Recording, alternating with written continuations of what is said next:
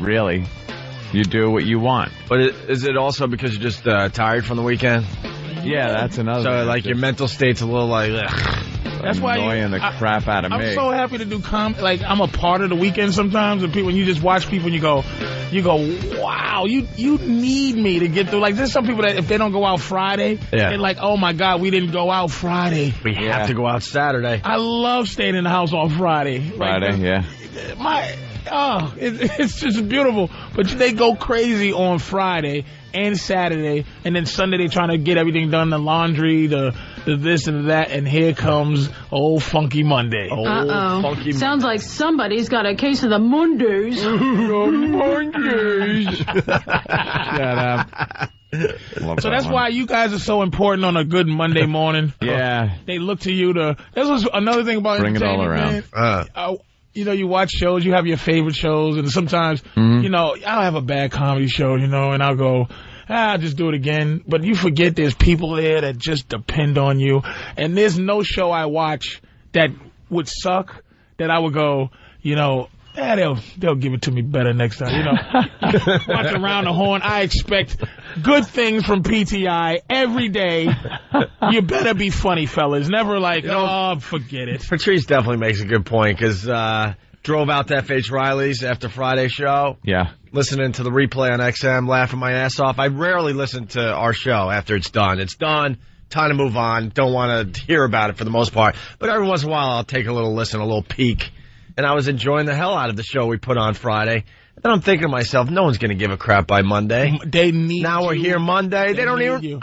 we could go to the phones, talk to faithful listeners, and go, what did we do on Friday's show? They don't even know anymore. No. A lot of them will say it was good. A lot of them will say it was entertaining. I laughed and all that crap. But if you ask for specifics, they would be like, that thing, it would be very vague. Right now, there was a dude at 5:59 Eastern Standard Time, just with his hand on the steering wheel, waiting to go. He probably starts his car right when he goes, enough with that palaver. And just so he doesn't miss a word, because you know how your radio goes off for 3 seconds when you started, and he's just like, enough, he's driving, and he's just waiting, and he's just like, please let something happen good for me before I go to my job. And we could just be like, I know sometimes there's people that just, I was in Providence this weekend, and I know I made a few fans, and I lost a few. Like, it's just some people that are just so excited to see, and I'm miserable. So it's like, we love you, Patrice, and it's like,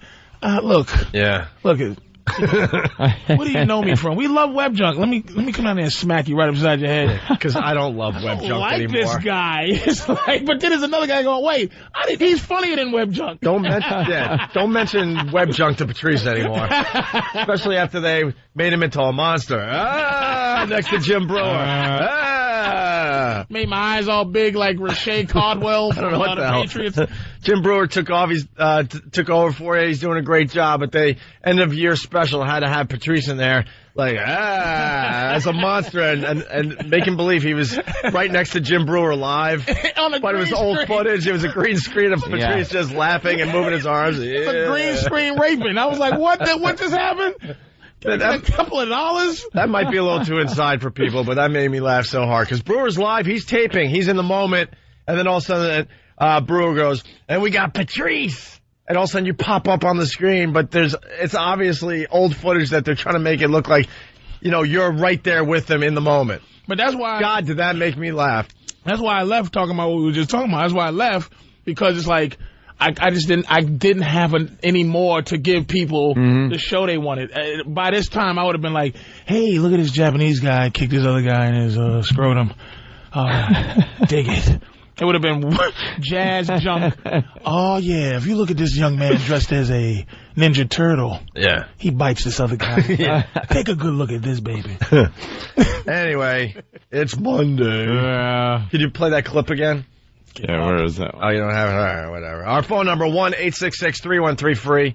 That's 1-866-313-FREE. Sounds like somebody's got a case of the Mondays. Oh, my God. Opie, by the way. Yeah. By the way.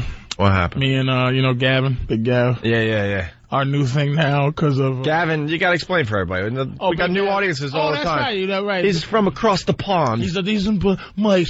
He's from Birmingham, Mike. And you Yanks, big. Right. He's as big as any He's as house big as you've ever seen. He's the scariest looking dude. He fills up a doorway is the easiest way to explain Gavin, but he's so polite and nice with that nice little English voice. With his glasses, and he fixes them, and his big bald head, but he's a nice guy. He's the type of guy that would rip your head off your body, but he would be very nice about it. Horrible, like horrifying dude, but the nicest guy. Ever. You know, one of my best friends. Yeah. So our new thing is, I showed him that David Caruso thing. Oh, the CSI thing? Oh, man. And our new thing now is just to go, anytime somebody's talking, just to go, that's what happened when worlds collide. When worlds collide. We just go, what did he do? He's just like telling yourself, well, after somebody tells you a long story, well, that's what happens. When worlds collide. Hey, I like that. I like that. That's like our new thing now, walking around. I'm stealing that one. Oh, it's hilarious, man. Well, Frank, that's what happens when worlds collide. Oh, don't worry. We'll have the David Caruso line of the day in a little while here. So I cannot. When I'm going around the channels there, the guide, and I see CSI Miami, I'm like, oh, Jesus. And I look, and if it's like 10 o'clock it comes on, but it's 10:05, I won't even tune it in. Damn. I just got to catch that opening sequence. That's all I want to say. You think after this that the rate, like, I don't know how Nielsen ratings go, but you think if you're watching it, if everybody's just watching it at 10, that's the ratings, and after you go see him go, worlds collide. Is that? That's the difference. Is that the ratings? Mass exodus. They could see that for the first 5 minutes. It's packed. But does it matter if you turn? Well, ever since the video hit YouTube, I'm sure everyone's just watching for that first scene. The opener. Yeah, right up until you hear. And they show the friggin' swamp boats and everything else. It's over. TiVo, the credits. Just the credits. Beginning credits. Hey, let's go to Ryan the trucker. Ryan, what's going on? Not much, guys. How you doing? Pretty good, Ryan. Hey, whatever happened between you guys and the Donald? Donald Trump turned on us, called us two slobs in the New York Post last week. Yeah, I remember. What a douche! And then we've been calling him like crazy. We had Roland calling him like crazy. His office to just get him on our show and let's talk this out. If you hate us, then tell us to our face you hate us. Come on the show. What'd you guys do? We didn't do anything. We really didn't do anything on this one. We were good boys. He called up during the whole Rosie O'Donnell thing, and we said, wow, Donald's on the phone.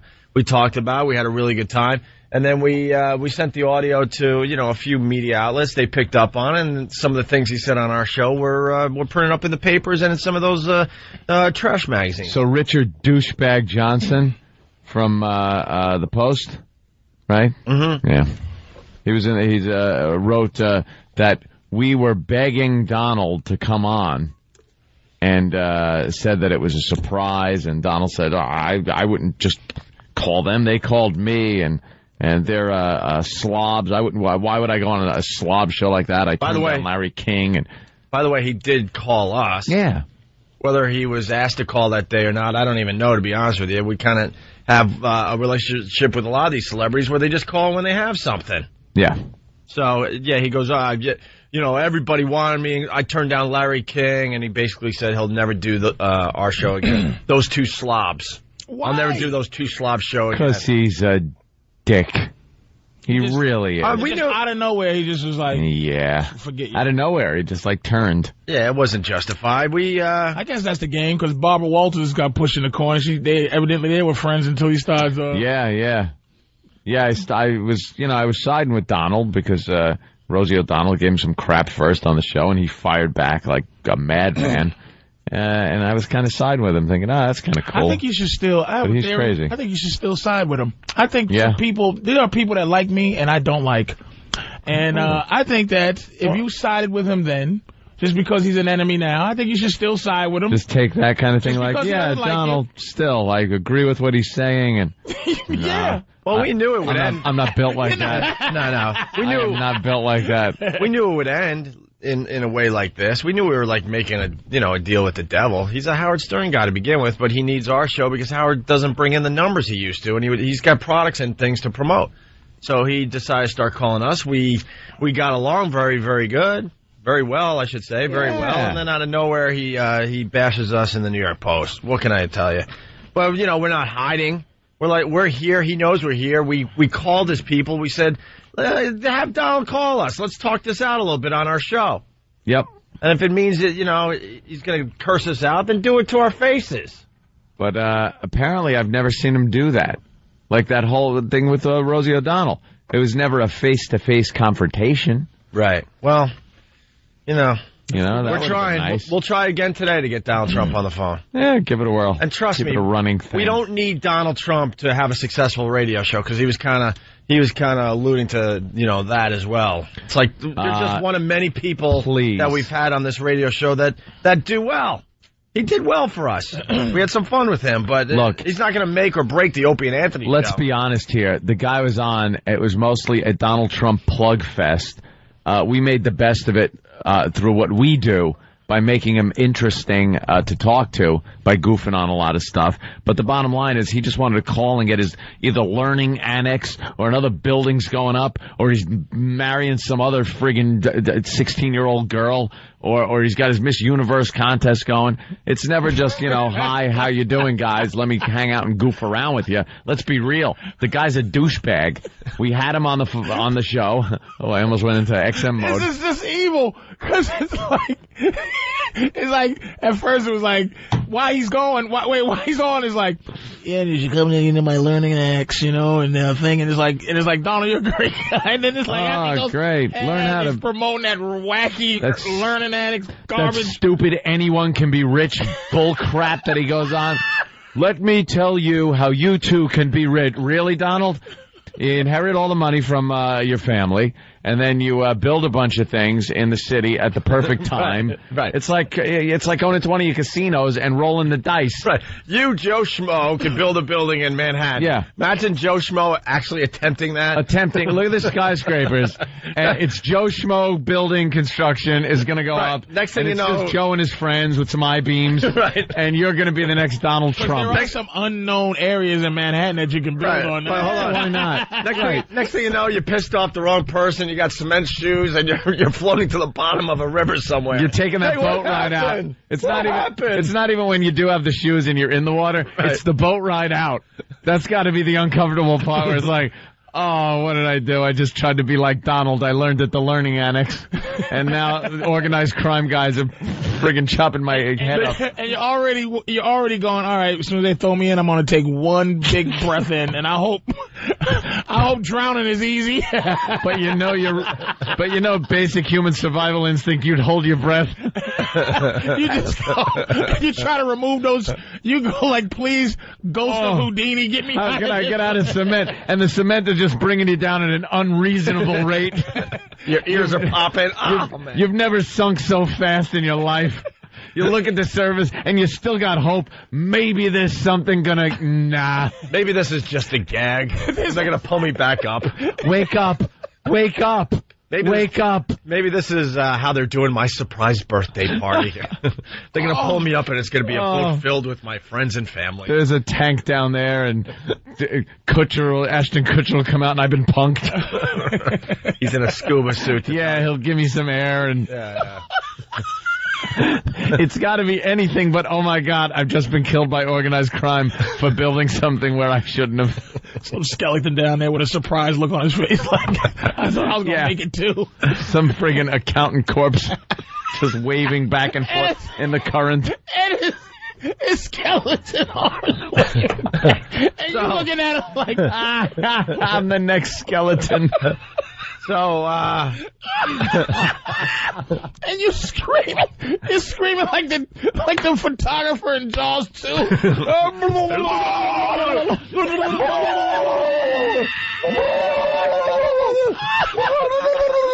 Trying to remove your cement shoe. Just trying your damnedest. Because you got about I don't know, 15 seconds to do it in. Oh, You're hoping for an old Popeye fist out of nowhere. God. Maybe there'll be a lump hammer down at the bottom. Maybe I'll get lucky and land on a friggin' little sledge. Oh, my goodness. Could you imagine No. that all of a sudden you do land right next to some tools? Dude, it's like, oh, here's some tools. Hey, wow. I mean, but you know, everything just swings in slow motion down there, so you can't even get a good swing on Not it. even a power. You got all the tools you need to get out of the cement, but you're swinging in slow-mo. Got a chisel and a hammer and everything. You're hoping to be like, you just go, there are some magical things you hope.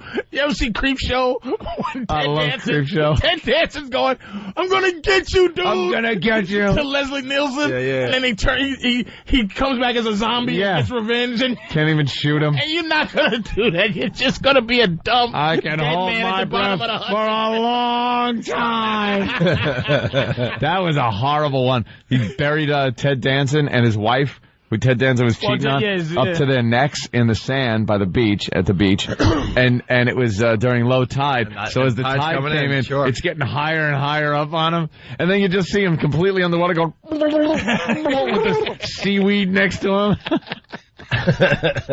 Oh, was that great? Hey, That's one of my favorite movies. Just tell it to call you Billy. He takes Adrienne Barbeau in with the monster Oh, and has it rip her apart. I haven't seen it in Creep many Show is years. I remember. so old. It's 81, but Yeah. it's hysterical I remember to the watch. scene that Anthony's talking about. I don't remember the. He has fantasies. They're at a little dinner party, and people are talking. She's just like, you're a waste. What a piece of garbage you are. And he pulls a gun out and just shoots her right between the eyes. And everyone in the crowd goes, nice shot. Nice shot. And he wakes, he comes out of his fantasy, and she's just like, what would you do without me? That bitch. So he has some friggin' Yeti eat her up that they found in a box under the stairs. All right, we got to step aside. Listen, so Donald Trump, whatever. But we Donald Trump douchebag. That's what I say. But we're calling his people. At least call us and tell us to our face what the problem is. Yeah, that ain't gonna happen. Fine, but you know we're not hiding. We're here. He knows where we are, and he knows should run he knows that our people are calling his people. He should run the wussy annex. Come on, call us. Everyone's gonna get rich. Just go to my annex and pay me money. That's how you get rich. I'm gonna put on a learning annex. You too can be rich. All right. When we get back, first of all, Patrice O'Neill in studio today. You promoting anything, Patrice? Black Phillip, February 3rd. On XM. This Saturday on XM. Yes, sir. Very good. This Saturday night on XM. After the razzle dazzle. When we get back, Patrice walked into our office nice and early. Doesn't say hello. He just said, what'd you say? Golf is not a sport. Golf is not a sport. Yep. We're going to explore that next I completely agreed, too, when he was done. How about that? on the Opie and Anthony Show. Great point. Unprecedented. The O&A virus. Yeah. Our phone number, 1-866-313-FREE. Talking about being tired this morning. Get up. And Patrice isn't really tired because he slept 3 hours before the show today. I usually never sleep before I come And home. I just think that's amazing. And I asked him, I go, do you even see the sun? Hell no. And he said, what was your... Yeah. I might get guilty at 3 in the afternoon. Yeah. But like, you know, the morning sun. And the birds is chirping, and it's just like, what a wonder. Open the curtain, and you take a sniff of air. Yeah. I hate the sun. That fresh morning air. You know why I love bad weather? Because I don't have to, then it's like good. Everybody else is in the house. I don't feel like a freak. When it's sunny out, I go, boy, I gotta love life. Now, some reason I gotta be out. Give me a horrible storm so I gotta go outside for some reason. So I can feel good about myself that I'm doing the right thing. Yeah, because you're fine during the whole day when it's sunny out, because there's always this possibility you go, I might go out. I might do something. But then when like 4:35 rolls around, you're like, Sun's going down, the pressure's off. I wasted the whole day. But you're happy. Now. No, you get a little guilt first. Do ya? A little guilt that you didn't go out, but then you're kind of happy that, it's done. But like Patrice said, bad weather, that's huge. Then you look outside and go, no reason to go out there. I love rain and snow. I love miserable weather. that sun, I've never seen the sun come over anything. No. Like, it's dark now, and I'm very happy. At about 8, I'm like, bleh. Around 8, you're going to get depressed. And you see all these people who are up, and you just go, ugh. It's nothing worse than being in traffic with just people who have to be in traffic. Have to be up, and yeah. It's just, I bought some blinds from one of these, the Home Depot type place. Yeah. And it's from the U.S. military, the ones that shut when the atomic bomb goes off. Close the blast doors. There's aluminum foil. There's some space material built inside the folds so that when you put them down, it's lightless blinds. Lightless. Oh, is that and great? There's a little sliver of light that comes through that I get mad at. I'm really like Nosferatu when I have no respect for the sun. Well, me and my girl go into a hotel when we do road trips and stuff like that in the hotel, and I'm in a city where there is no reason to leave, to go outside. I lose track of everything. I don't know what time it is, what day it is, anything. We pull those two plastic little rods. The hotel curtain sticks. The hotel curtain sticks. Wham them together. And then that's not even enough. You got to make sure that, because, you got the little wavy folds in the curtain. You got to make sure those points of light that you don't want overlap. And then I get hangers out of the closet that clip like for pants. So they got the clips, and I clip the whole thing shut. So nothing gets through. Nothing gets through. Wow, you're a sun guy? I know you're enjoying it. Oh, he's one of those like 6 a.m. Whoosh. You just hear the curtains go whoosh. I'm not a 4 in the morning guy. No one is. But 7, no problem. 7, no problem. Well, we had Opie holds his finger up and a bird just. Dude, best time of the day though, because no one's around. Less asses. What's that? In the morning? Yeah. When we were off for 2 years, I was getting up early, enjoying the day. Again, you got people that just have to be up, so they're kind of miserable. Yeah. Saturday, I was playing a little poker over Pest's house. Had a great time. But that thing didn't end until 6 in the morning. You went up? What? What happened? Played a little Texas Hold'em with some of the pests from people? the show. Yeah, I actually interacted with human beings. He interacts with human beings. Yeah. Very rare. Look at Patrice looking around. He's very rare. But occasionally I do get out of the house. You hung out with people? Hung out with people. You talked to them? Fans of the show. Fans of the show? A lot of Pal Talk people. You talk to them?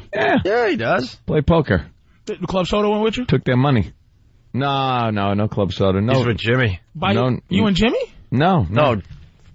Club Soda is with Jimmy. Is with Jimmy. Oh, with Jimmy. Yeah. But you went by yourself. Yeah, me and my girl went, hung out, played poker.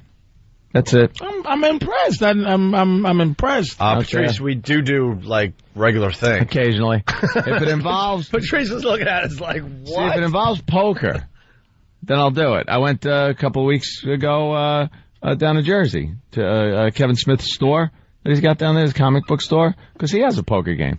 So I drove like an hour and a half, hung out, real people. And what happened when people were like, hey, man, what's going on, man? Hey, man, what's it like that? Hey, how's Hope? I just sit there and go, I'm playing cards. Yeah, leave me alone. Nah, I do talk. He's socializing. When somebody makes you socialize, you don't go, warning, malfunction. Warning, someone is talking to me. Leave the environment immediately. Leave. Wow, that's a great damn story. Right, I didn't realize you talk to people. Listen. 6 in the morning, though, when I was leaving, and it was that blue color that happens in the morning. It's just starting. It's warming up. And everything's blue out. And I'm like, creepy just before. I've got to get home. Why did I stay out so late? Get home. Driving that Viper or whatever you drive. That Viper. Miles an hour. It's the Escalade. All right, listen, let's get into this for a minute or two here. Bill from Waterford on the instant feedback. Patrice, how is golf not a sport? You compete against other players, and there are no judges involved. No, you don't. You physically exert yourself, and you need skill to hit the ball into the hole in the fewest amount of shots. That's Bill. Then you got Bill. Hold on. Then you get stupid. You get Smokezilla from Whackbag. Any event that you could participate in and be eligible to draw a Social Security check should not be a sport. Good call, Patrice. Golf is not a. I was sitting there, and I've been listening to this argument that the sports guys have been having lately, trying to figure out who's more dominating at a sport than Tiger Woods. Is it right now? Is it Roger Federer? Tennis dude, right? Or was Michael Jordan the most dominant? Golf is not a sport. And I'm going to make it very simple, my argument. It is not allowed to be a sport unless there's defense. That really sums it up. Golf. And that includes other sports. I'm not saying it's not skill, but you have a very good skill that, thank God, your hobby can make you money. Your hobby. Tiger Woods is the greatest hobbyist that ever played. Because it'll be a sport if somebody was actually coming out to try to prevent you from using your skill. You know, you make a good point. You understand what I'm saying? I grew up as a basketball player, and if there was no defense, I probably would have been the greatest NBA shooter of all time. All time.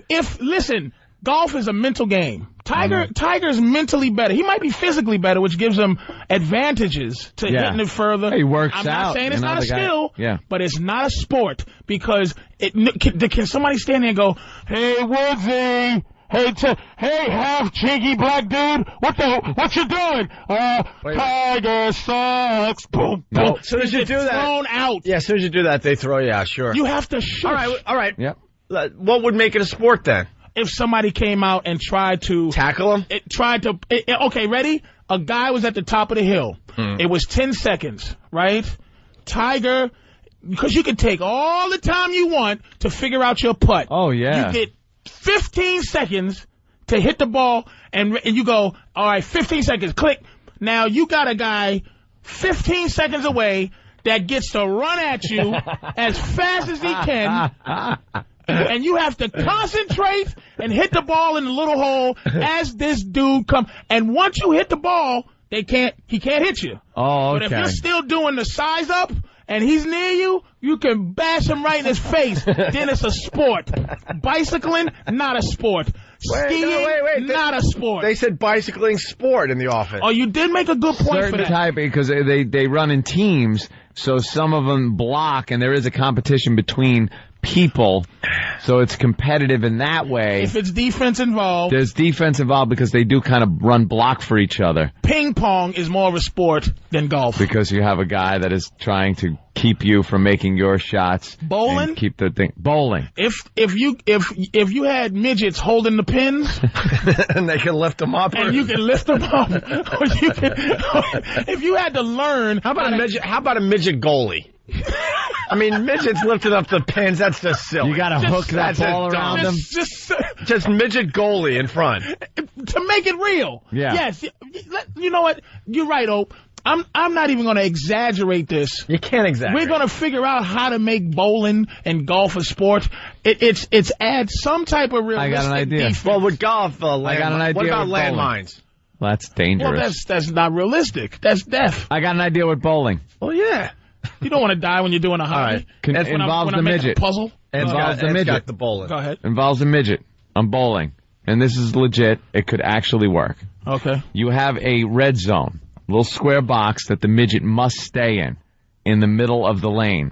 Now, in order to get a strike, you really got to be good and hook it. The skill you gotta level. do that hook. You can't just sit there and roll straight on. Hold on, but what about? You can't just roll like you know how we bowl. This is legitimate. Wait, the midget can't dive to the side? No, he's got to stay in the box. Always stop, but it teaches it's not really defense. No, it is defense. It is. You can't pull the lane away. Well, wait, hockey. Wait a second. There has to be some kind. There has to be some kind of interaction. You can't. There are hockey. Yeah. Because the puck is so small though, but the goalie has a workable space. Right.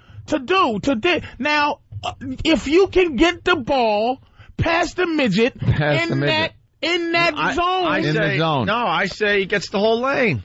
Back and forth. Back and forth. Then let me tell you something.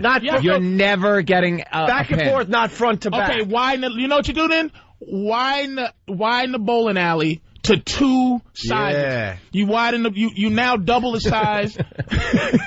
All right. And maybe you chain the midget. Dude, you need the midget zone because there's no way he sees it coming. He kicks it into the gutter every time. But as soon as you figure out that not shot, one guy that could get you around. As soon around. as you figure out that shot where it curves over and he can't touch it, then he's not even playing defense anymore. There's nothing he can do. Let me tell you something. That's where the guy becomes an athlete and a competitor in a sport. He just masters that one shot, and then there's no defense. Sometimes they don't. Sometimes they gotta hook it, and it doesn't quite hook like they want, as close to the gutter. Opie, how can you have a skill where your practice doesn't involve competing against someone else to stop you from having your skill? Where your personal ability is the only thing you're going against. Your score is the only thing you're going against. Gymnastics, not a sport, because no one is trying to prevent. Now, football, you have even basketball, which I think is the maybe other than baseball, maybe hitting a small object at 100,000. Does basketball really have defense? I mean, let's be honest. I'm saying, here's the thing about basketball that makes it very difficult. It's almost as if you were juggling, and a guy was trying to take your juggle things out of your hand. So you had to juggle and back up and move while you're juggling. That's what dribbling a basketball is. So if you're dribbling a basketball, it's reverse juggling. A guy's trying to stop you from juggling. Can you imagine? Do you understand what I'm saying? So my thing is, I'm not saying, that's why I believe Roger Federer is a better athlete, or he's more dominant in his thing than Tiger Woods. I'm not saying Tiger doesn't have a great skill. Right. But it's not a sport. Not a sport. And I will now look at what they call sports a little differently. How do you make golf more interesting? We got the midget and the bowling. You add a 15-second. Yeah. I can stop you. Can you add animals? Well, no, like crazy dogs that might run on the course and just grab your ball and run. You can add distraction. Yeah. You can add like they're showing the Knicks game. Some dude, some 7-foot monster is trying to keep you from putting a ball in a small hole. Now, if somebody was trying to prevent Tiger from putting that ball in a small hole, it is now a sport. Yep. Simple as that. Skiing is not a sport. Swimming is not a sport. How is skiing not a sport? Because it's a skill. What do you want? Linebackers on the side of the hill? That when you're doing downhill like skiing, 80 miles an hour, the guy should be able to bump you like football, bump you off your route. But if you can ski down a hill as fast as you can, which I'm not disrespecting what it takes to learn that. Amazing. But it's not a sport. It's a very physical hobby. I like how he just writes it off as a hobby. It's a hobby. It's like building models. Right, hold on. Physical hobby. Let's go to Don in Jersey. Don, what's up? What's up, guys? Hey. How you guys doing? Good. All right. Just calling in to tell Patrice, there is a defense in golf. It's Mother Nature. Some days she gets mad and she gets Tiger's balls all wet, and some days she blows his balls all wet. Let me tell you why that's not true. Yeah. They can choose to cut down every tree and build domes. You can play golf in a giant dome. If you have to. Stop. And when they have lightning in the area, they shut down the game anyway. It's not a sport. They should make you... How about if they make you play in lightning? Does that make golf a sport? No, because you can't depend on Mother Nature. That's just dumb. Just throwing some things out there. And look at that. And then that makes football... If that makes golf a sport, it makes football a quadruple-duple sport. Because football, not only you deal with someone trying to punch your face off, but you also deal with the snow. You deal with frostbite. All right, let's say hi to Mike in Cleveland. Mike, what's up? You know what else might make it a sport? Hold on. You know what else might make it a sport? They all tee off at the same time, and the first person to get the ball in the hole. So now they're competing against each other. Only if... I'll tell you what. Hey, he's on to something. No. No, I'm going to tell you why. Okay. I believe in this. Wait a minute. And it's not even, it doesn't matter about your total score. It's how many shots per hole. Ready? You win that hole, you get a point. Right. Curling is more of a sport than golf. Curling. The thing where the guy takes the broom, sweeps, because he can remove your skill. Even though at the time you're doing your thing, there's no opponents to stop you. But there's something to prevent you from having your skill. All right, you got a hole in your theory here because Bert in Philly writes, okay, so the following are sports according to Patrice. Pictionary, Monopoly, curling, chess, checkers, and foosball. No.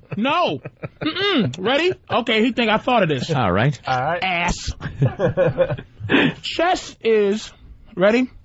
Chess is your skill versus my skill, right? But your skill doesn't necessarily prevent my skill from happening. It's your skill is better. Golf, it's my skill versus your skill. But if I could take, at one point, if I can make a decision other than my skill to take your king off the board and just throw it, then it's a sport. If I can smash your face into your pieces, right? Yeah. Then it's a sport. Arm wrestling. No one would ever win. Arm wrestling is a sport. But no one would. Because it's your arm versus my arm, and I am trying to wait. All right, I get that. But who wins in chess if you have that little move you could do? No one would ever win. I think you have to have a winner in a sport. If I was bigger and faster, and I know how to play chess. See, Tiger might still be a great golfer because say physicality was brought into golf. Yeah. Tiger's faster, younger than, say, Fuzzy Zello or whatever. He punches Fuzzy Zello in the stomach and then golfs. Right. So it's not Tiger's fault that he is more of a physical specimen than Fuzzy Zello or somebody. But the fact is, there's no sport, and let's add something else: defense and age. There's no sport where a 20-year-old can compete with a 60-year-old. True. None. You don't even have to sell me on this. And the chess thing, I got that figured out, how to make chess a sport. Yeah. Without any physical contact or flicking the various things. Spiders? Beforehand. Anytime spiders. Spiders walking around the board, then you take the chance to move your piece or not? You can't have animals or spiders. I want animals in my sports. It's got to be competition between people. Yeah. Here it is. Right. The chess boards are totally changed now in professional chess. Here's how they work. Each little square, you sit there with a little keyboard that the other guy can't see, and you can program up to a certain amount of squares that at any time you want, they just go boing and pop a friggin' thing up. Now, you sit there, and you can do it when there's a pawn on there, if that is what you want to do, or wait and see if a better a piece gets on there, and then boing. Someone else directly affects your strategy. So then, no matter how good your skill is, if all of a sudden you're queen, you put it on one of those squares, and boing, and now your queen's gone. Dude, did I miss the pot party before this show today, by the way? This is all like pot talk. No, it's not. This is pot talk. I am relating. Roger Federer. Federer is more dominant of an athlete in a real sport than Tiger Woods. Tiger Woods is a great leisurely man. Hobbyist. Oh, he's a hobbyist. He's the. But Roger Federer is taking other grown men who have. He's taking a ball and hitting it 100 and whatever miles an hour at another person, and that person has to hit it back at him, and he hits, and he is better at this than this other guy. This other guy's stopping Roger Federer's skill from happening. So Tiger's the king of activities. The king of leisurely activities. You know what else? Activities. You know what else between the golf and the football thing? With golf, Tiger Woods has had some bad outings. And people that aren't even professionals have done better than Tiger Woods has done. These are just people that work at the office. They come in, they golf, they decide they got to be good, but it's just your average schmo. You could never put on the gear, go into a professional, go and play against a professional football team, and you would end up dead. You would end up dead. Because that too. Yeah. Any sport that you could possibly challenge a professional at. A professional. I don't know how to ski, but I can go, you know what? I'm going to try to ski down a hill faster than you. And he can't stop me. So what if you're in the game. If something happens, right? Now, I cannot beat Kevin Garnett in the basketball game, no matter how much the gods are with me. If Kevin Garnett would have to be chained to a chair, and he still might beat me. And he would have to have the flu. And he would have to be sick. Maybe even rickets. Shingles. But I can say, Tiger, I'm going to go at you. And I'm going to hit this ball. And by the grace of God, it's possible I can get lucky enough to get a hole-in-one or birdie or whatever the stupid things are called. Birdie. And it's possible, with luck, that I can beat Tiger Woods' score. Impossible. But what you're getting at is improbable. But what you're getting at is you actually are competing with him for the entire round or match. Right. In football, you're not competing for the whole game because it's the first play. By the first or second play, you're out. Done. I'm calling my mother. How about this? How about this? The uniform you wear for your sport, if you could go out to dinner in that same uniform, it's not a sport. I'm going to add that one. Dinner. I'm moving on from the animals. Okay. Yeah, like a tennis player can't go out and just go out to a nice dinner in his little tennis shorts. Oh, so the criteria now, no defense. What's the other one I said? There's another one. You can't wear your clothes. You can't be able to wear. You can't wear the same clothes to dinner. And you can't just play it with somebody. You can't be a regular person right after. You have to be able to have to take a shower. Right. And take off your jockstrap. Your sweaty jockstrap. There was one other reason I forgot to. Yeah, that there's no chance that you could actually play this game against the professionals. Right. All right. Well, the phones are lit. They're going to add to this a little bit. A bunch of golfers. It's the Opie and Anthony show. Hey, man. Let's see what Cleveland's all about today. What's up, Mike? Hey, I got an argument for Patrice on that one. It's only a sport if it can kill you. That's an argument that's kind of for what I'm saying. The possibility of dying during golf, again, is maybe hit you. Or runs over your foot, your foot's infected. But you get nailed by a golf ball in the temple. Yeah, but that's just a ball. It's like being shot. I've never touched a golf ball. I'm not a hobbyist. How about the lightning strikes? That doesn't count. It's just not a sport. It's just not a sport. It's a competition. Mm-hmm. Your number against my number, but it's not a sport. It's just not a sport. All right, let's go to Greg. Greg, what's up? Hey, morning, guys. Good morning, Greg. When I was in college, I developed full contact golf. It was probably the most fun we had when we weren't drinking on the golf course. Well, how do you play? All right, it's teams of 4. Each team has a designated hitter. That guy is the one who hits the ball. We kind of do what Anthony mentioned, where everybody starts off, you start off with 2 or 3 different teams. Everyone starts at the exact same time. Now, the other 3 guys on your team that are not your hitters are your blockers. They may not pick up the ball, but everything else is game. So you can block the other teammates into their putter, into other putters. You can block them and hold them over the hole while the other guy's trying to putt the ball into the hole. What about when you're on but what about when you're on the fairway? When you're on the fairway, you're pretty much just beating the crap out of your friends. Are you getting in the way of the swinging of a golf club? Jesus. You don't want to get in the way of the swinging of a golf club, but you yourself cannot hit the opposing team's putter. But you can push their own people into the putter. So while you're on the fairway, you're over there pushing a couple of guys, waiting for the guy just before he's about to swing. You start body checking his friends into the swing. So you could check his friends into the swing. That's a sport. That is a sport.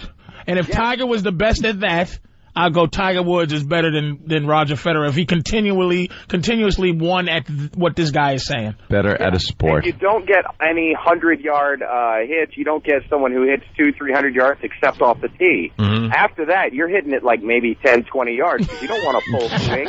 You're not trying to nail your friends with a golf club. And that is fun. You guys are nuts. That's fun. All right, thanks, sir. Let's go to Jimmy in Massachusetts. Jimmy, what's up? Hey, how's it going? All right, Jimmy. Let's go back to the chess situation where you say you need defense in a sport, right? Yes, sir. And you say, oh, well, if I reach across the table, grab your face and smash it into the chessboard. Okay. That's a defensive play. Take, say you put my king in check, though. Mm-hmm. I now have to make a defensive play and block that check. Yeah, I think you're talking chess might have to be a sport there, Patrice. You know what? And I'm not married. There is a defense. I was playing chess this weekend, matter of fact. I was doing a lot of defensive moves. I'm not married. I'm not married to making things not a sport. If you can sell now, if you considering that chess has an official defense, like your skill is affected by somebody else. Like you can't have your skill if somebody's not trying to stop you. That's all I'm saying. So if you agree that chess will stop, that other person's skill can stop yours, then it's a sport. Why don't we add another rule? Like, if you have a high IQ playing this sport, it's not a sport. All right, take downhill skiing, racing or whatever. My offense is I'm going to get in front of you. My defense is I'm going to stay in front of you. I'm not going to let you pass me. Wrong. That's not defense. Oh, that's defense. That's not defense. I'll give you chess. Skiing, that's part of the skill, but you can't really affect how fast I'm going. I'm going downhill with you. You can't touch me. You can't do anything. It's the fact that I'm faster on skis than you, which is not a sport. That's my skill is better than your skill. I have mastered my hobby. All right. I'm not buying the chess one either. All right. I don't think I want to say chess either. You know why? It's defense. It's defense, but once removed.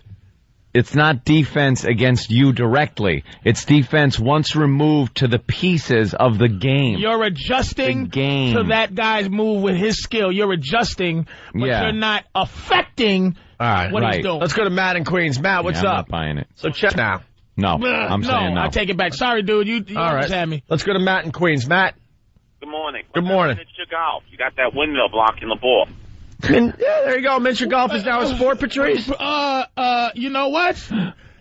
Mechanical defenses, though. If you have obstacles, they gotta be. They can't be man-made. They gotta be human. It's not. Thank you, Opie. It's gotta be something that's living and breathing. Hurdles, the 20-meter hurdles, not a sport. That's in your way. In your way, no. Detours, no. Yep. That doesn't make it a sport. Doesn't matter.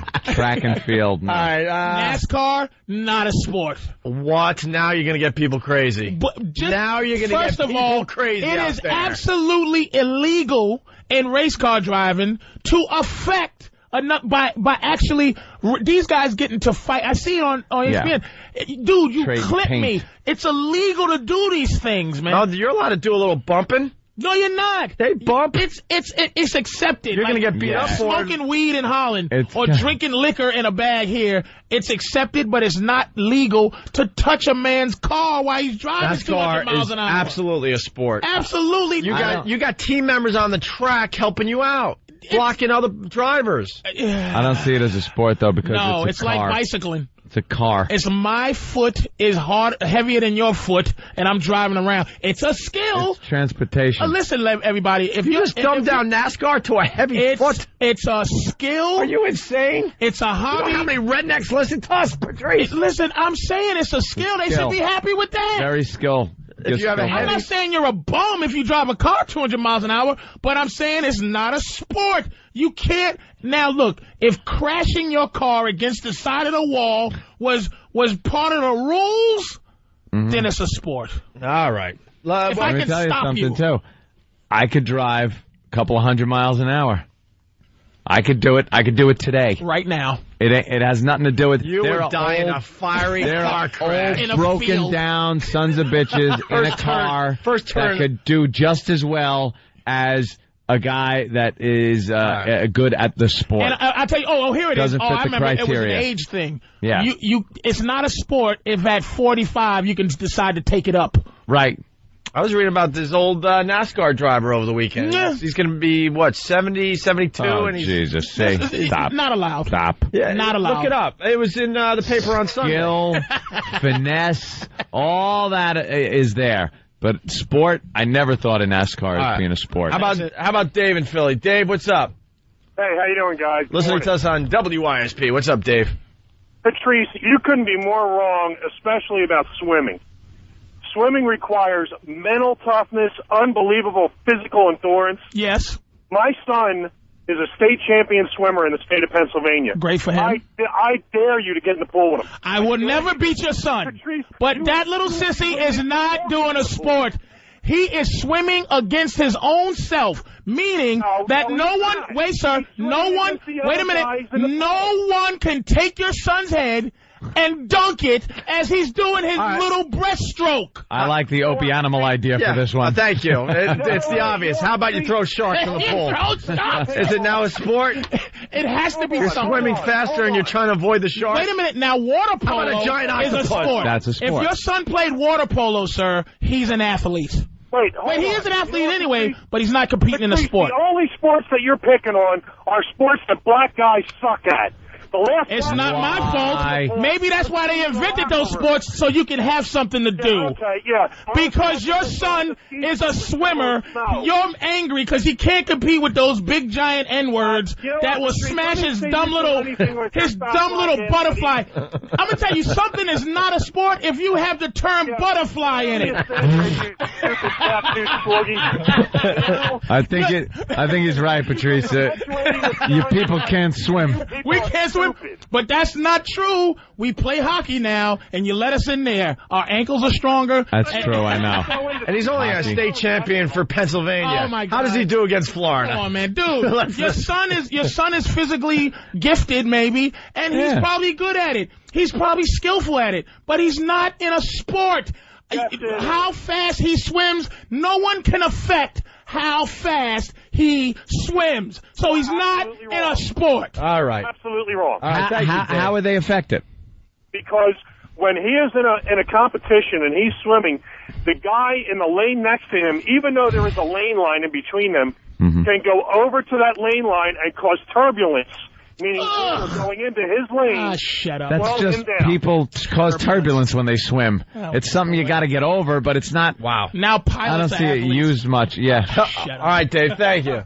Man, you're firing up some people today. Because and the shark, by the way, is too obvious. I say big octopus. That'd be scary. Imagine you're just ready to touch the winning, the edge of the pool, and an octopus grabs your foot. Grabs your foot and pulls you backwards a little bit. Did he win his argument? Is swimming still not a sport? It's not a sport. Thank you. How about this? Well, how about following this? the Patrice rules, no, it's not. I could turn anything into a sport that isn't a sport.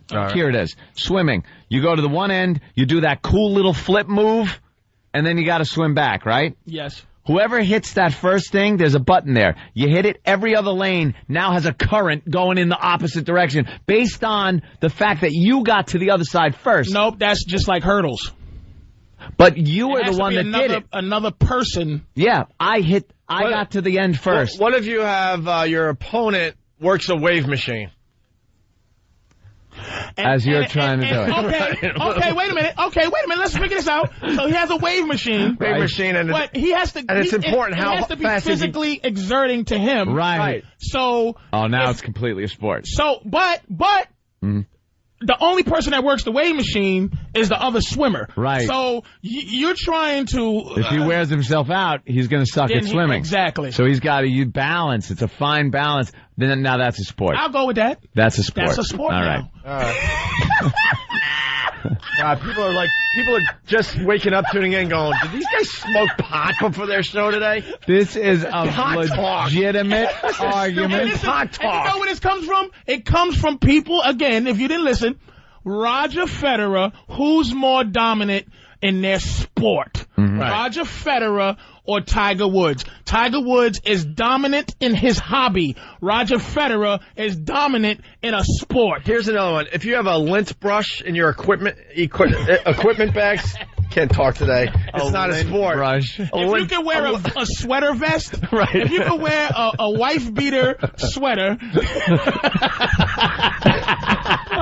if you can wear your same clothes to a christening, if you don't have to take a shower afterwards, swimming you're already clean. He'll call back and go, dude, you dumb Negro, it's chlorine. You know, the eyes can burn.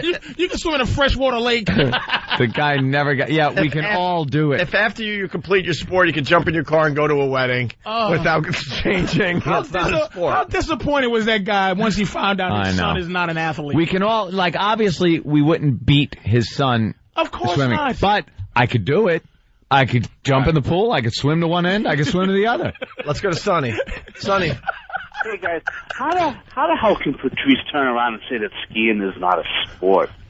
Is it because dominantly? I mean, I'm starting to agree from that guy from Cleveland that black people don't participate in all these sports. Ready? Hold up, sir. I hear your point. Here's the Kramer situation. Mm-hmm. I made them mad enough to start going racial. Right. Great points. No. And if you can name a sport that black people don't. Wait a minute. Ready? I'll turn this to. I'll destroy the racial thing. All right. Listen. The 100-meter dash is not a sport. Black people. Black people. Right. Sports. All right, with the agony of defeat guy rolling down that mountain on his skis. He got defeated at his hobby. He slipped. If he got tripped and it was part of the... Yes. Thank you, sir. Do you see where I'm going? Now... If you could trip skiers, then it's a sport. Sir, those old fast-running Negroes, I don't think Jesse Owens was doing a sport. Right. Jesse Owens wasn't... Javelin throwing is not a sport. Yeah, he's beating up his own people there, Sonny. Yeah. So that's what I'm saying. It's not a racial thing. He's saying track and field, all track and field, just about, right? I'm trying to think real fast. Yeah, track and field in general is not a sport. It's athletic. It's an amazing skill. You're fast and running, but it's not a sport. You cannot put skiing in this. Yes, skiing is absolutely in there. Yes. Tons of people get killed. Where's the defense? Tons of people get killed by the obstacles, and the obstacles are dangerous. I didn't say it wasn't dangerous. It is not a sport because me going down a hill is not affected by another person pushing me, hitting me, or touching me, so I can do it freely. And if I suck too bad and I can't miss a tree, that doesn't make me a athlete. All right, listen, Patrice. Hold on, just get everyone on the same page because people are just tuning in for the first time. Basically, Patrice said you need some type of defense to make it a sport. Defense. That's what we're getting at. So, with skiing, let's say. Where's the defense? Let's say defense is a guy with a blowtorch just messing up the course a little bit. Would that be good enough? Doing something. Where next thing you know, you're flying down a mountain and you hit like a patch of grass or dirt. Ready? That would affect your performance. We're both going down. Okay. And I know. Okay? You know what? What makes skiing a sport? Any James Bond movie where they're skating down and this dude, and he can do a smoke screen. He's next to you and he's poking you with those sticks. Right. He's kicking you in your face. Now and that's you hard. fall and you win. Because put it this way, if you're better than me and I can beat you by stopping you from being better than me, by doing something that counteracts your ability. People are mistaking difficulty, skill. They're mistaking that for what you're saying. Why is that not acceptable? It's skillful. Right. It's just not a sport. You're not putting down the fact that it's not a skillful thing that takes years of training to get good at, and not everybody can be very good at it. But it's another thing that people do for recreation. I'm not diminishing the skill. They strap skis on, go to the mountains, and a lot of people are very good. And they ski, and then they go to the lodge, have a few hot toddies. You never see people, like I said, putting on the helmet, the shoulder pads, getting out there, professional football team, and getting slaughtered. Right. Even flag football. Nobody's getting touched. But for me to be able to run and keep you from grabbing my towel outside of my pants. It's competing with a person. It's a sport. You're competing with a person. And if it's accepted that you could drink while you do it, it's not a sport. That's bowling too, not. Bowling Thank you very much. But with golf, because this started with Tiger Woods, what about blindside tackling? What about you're officially against Tiger Woods? Right. And your whole job as he's playing is to like kind of blend in with the crowd and then make your move and do your blindside tackle. Opie, you just made golf a sport. Strategically. Now, what that guy is an awful kind of pressure. Right. So, Tiger's looking over his shoulder. Looking around, wondering where the blindside tackle's coming maybe from. you get 5, you call it surprises during golf. Right. Where 5 times your opponent. Some guy in the gallery. Strategically. That's what I mean. Some guy just standing in the gallery that's supposed to be one of those claps after the shot guys. And at any hole, this guy could be there and just run out and tackle you. And like football, they have the Motorola things, and the guy upstairs, and he goes, just like a football, like, what's the thing? A challenge? Yeah. Somebody's upstairs going, okay, all right, he's good. Now, sit him now. Wow! Each golfer has 5 of these guys somewhere on the course. He would be petrified every hole. Your mind. How could you tee off? How could you just... And you can't, there's no home field advantage in golf because no one can talk, no one can go Tiger. No fans of Payne Stewart. I think Payne Stewart died, but I don't know. Oh, yeah, you know what? Hold on really fast. No fans of him can affect. Patrice. You can't even say Tiger sucks. Yeah, let me throw that in there. Yeah. It's not a sport if you're a viewer or whatever and you're not allowed to cheer and yell. To cheer or root for your favorite during guy. the game. Absolutely. Yeah. During game You can't have during concentration during a sport. Yeah. Huh? Just tennis. Yeah, tennis. They No. Wait a minute, though. Wait a minute. That's point, Dan. We're talking aspects, Dan. Tennis is a sport because I'm trying to stop you. That is a sport. So we can do that with no audience. Right. You can play football with no audience. But I'm saying that football, dude, you're dealing also with people yelling. You're dealing with this guy calling you stupid. Negroes don't play. Now, I got to deal with that as I'm trying to smash somebody in their face or they're trying to hit me in my face. Yeah. That's a sport. But golf, shh. All right. Kill that squirrel. Hold on, we got a couple more calls, then we're going to move on here. Joe in Jersey, what's up? Yeah. Hey.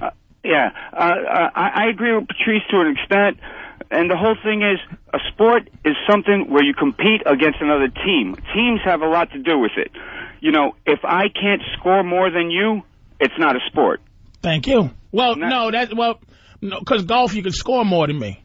You can score. Yeah, but you know what? I should be able to shoot ahead of you then, and if you get up to my hole and you can pass me, then you could tackle me and stop me from making a putt. Yeah, There's plenty of ways to make it a sport. Yeah, Let's go with Chris in Pittsburgh. Chris, he knows how to make skiing a sport. Go ahead, Chris.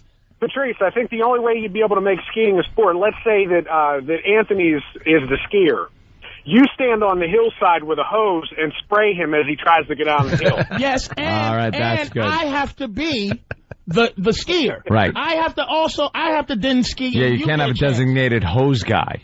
And it has to be strategic. The hoser. It has to be a strategic time where I can use the hose. Can we sell this to ESPN? We're coming up with a great show, man. Are you kidding me? Let me tell you something. Can you imagine if we... Should I... Huh? Even open my mouth about this today, because this is a show. This is so a show. This is a show, and I would you get people to sports. Hold on, you get people to sign away their lives, and you play golf our way, the Opie and Anthony and Patrice way, where you got 5 guys on your team somewhere ready to blindside you.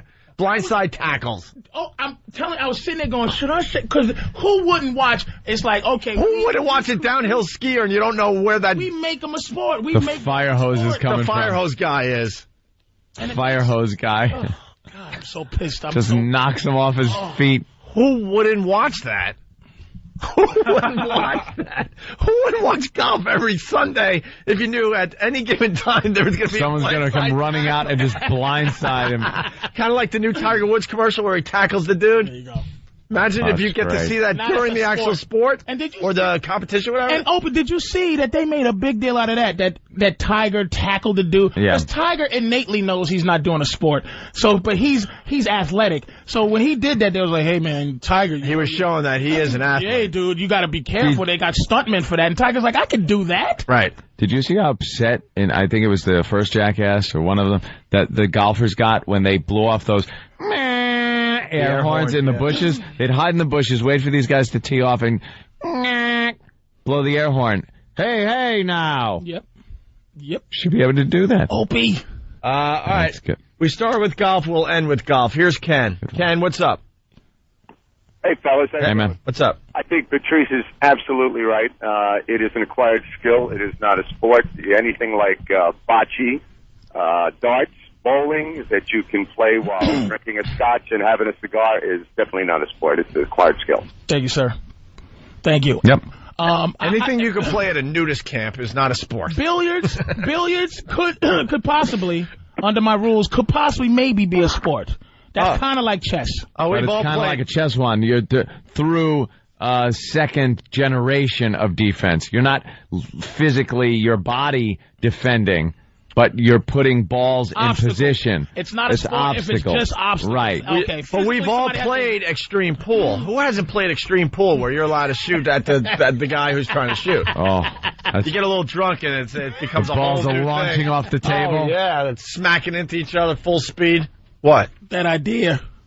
I love your idea. Oh, yeah. No, just kidding. He's doing nothing. Get him in there right now and pitch it. And pitch it. Get him to pitch it. All right, why don't we move on? We got the 72. He's 72. NASCAR run at 72. Good old James No one with Hilton, a swollen right? prostate should be able to do anything. Run the 72. I believe he was Ford Model T. Gets it out there. Crank it first. They're just passing him at 200 miles an hour. He's doing like Probably wears a 38. scarf and big goggles. Those big goggles, yeah. Driving gloves and a hat. Can I go with the hack line? He's going to have his blinker on the whole time. Because he's old.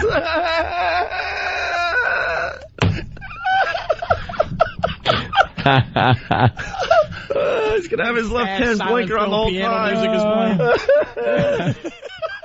Loser. No blinkers in NASCAR, so it's impossible. It's got to be based on reality. Yeah, good old James Hilton making a NASCAR run at 72. At an age when some 72-year-olds are having their licenses repossessed, James Hilton is cranking it up on a racetrack at the Daytona 500 at 185 miles per hour plus. Yeah, they've been joking about it. Hilton said the other day from his shop in Inman, South Carolina. They said Jeff Gordon came into the garage area too hard and ran over my walker. You're driving around in a little rascal, one of those little souped-up little rascals. Whatever, he's gonna. His car, it should come with a Tommy gun and someone trying to kill him on the running boards. Right. Muggsy. That would make NASCAR a sport if you could have that going on. Right, you got your guys. You got your guys shooting out tires as you go. Out. Or the other people from the other pit crew, when they come into the pits, they can throw down those police spike strips when they're ready to leave the pit. Brand new tires.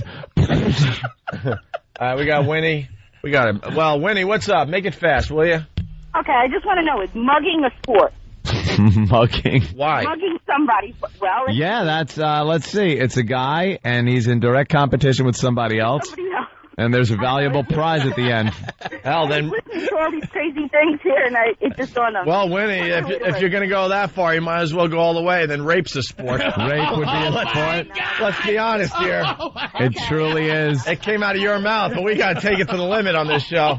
There's two people involved. One is trying to protect something from another competitor, another athlete. And one is certainly trying to score. Right. Okay, bye-bye.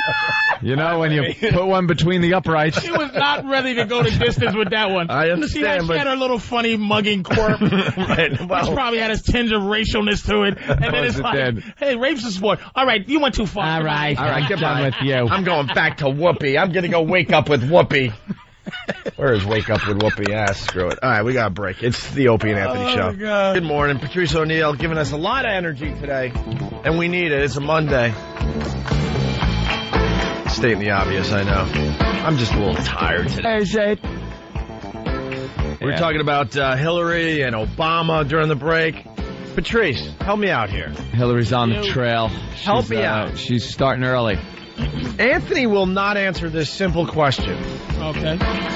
Would he vote for a black president or a female president? He has no choice. Can't answer. And he will not answer. Female. Even in the fantasy world. No. You'd vote for female. No, I can't answer, honestly. You're not voting for a black man. But you don't have a choice. What would your answer I also can't be? vote for a woman. And it's not. It's based on what is good for this country. The country itself would friggin' lose its mind. I don't think. Put it this way: the president is a position. Yeah. That can never slow down. Right. And God has put too many mechanisms in place in front of women for them to slow up. And every month when it's Vietnam down there, slow down. You gotta sit to pee You gotta have a kid. God wants you to not move like that. Could you see a pregnancy leave for the president? Well, that's what I'm saying. Lisa Leslie, one of the best basketball players in the WNBA, took leave of absence, not for a PCL injury, not for bad back spasms, because she got pregnant. And you're not allowed to... And she had to take, 1 or 2 seasons off? She had to take seasons off. The first season to have it. Second season to love it. To nurture it. Now you're messing up. That's why it has to be a male president, because you have to move. Yeah, but the age requirement for, being the president takes that out of the ball game. Don't matter, women have Hillary's babies. not going to have a baby. And this is just the first one. You want somebody having menstrual cramps deciding on whether we're going to rocket something or not? Or going through menopause. Then, all right, older broad's going through menopause. She's got her hot flashes when she's sitting in that chair next to a diplomat. She's sweating in the Oval Office. I'm getting a flash during the State of the Union address. We don't need our president taking Levitra. Well, he won't answer the question, though. It'll be just because I think... Because it's equal turmoil. I've talked to him. We've talked. We've had conversation on the radio. Certainly. I feel out of your isms... Racism is more prevalent in me than your sexism. Yes. But no. In certain places, yes. In other places, no. In this studio right here, as I do my job on a daily basis, sexism way outdoes racism. I would rather have 18 black people, I have no idea who they are, than one woman come in here and spout off her bullcrap, woman, whole crap, radio kryptonite garbage. Okay.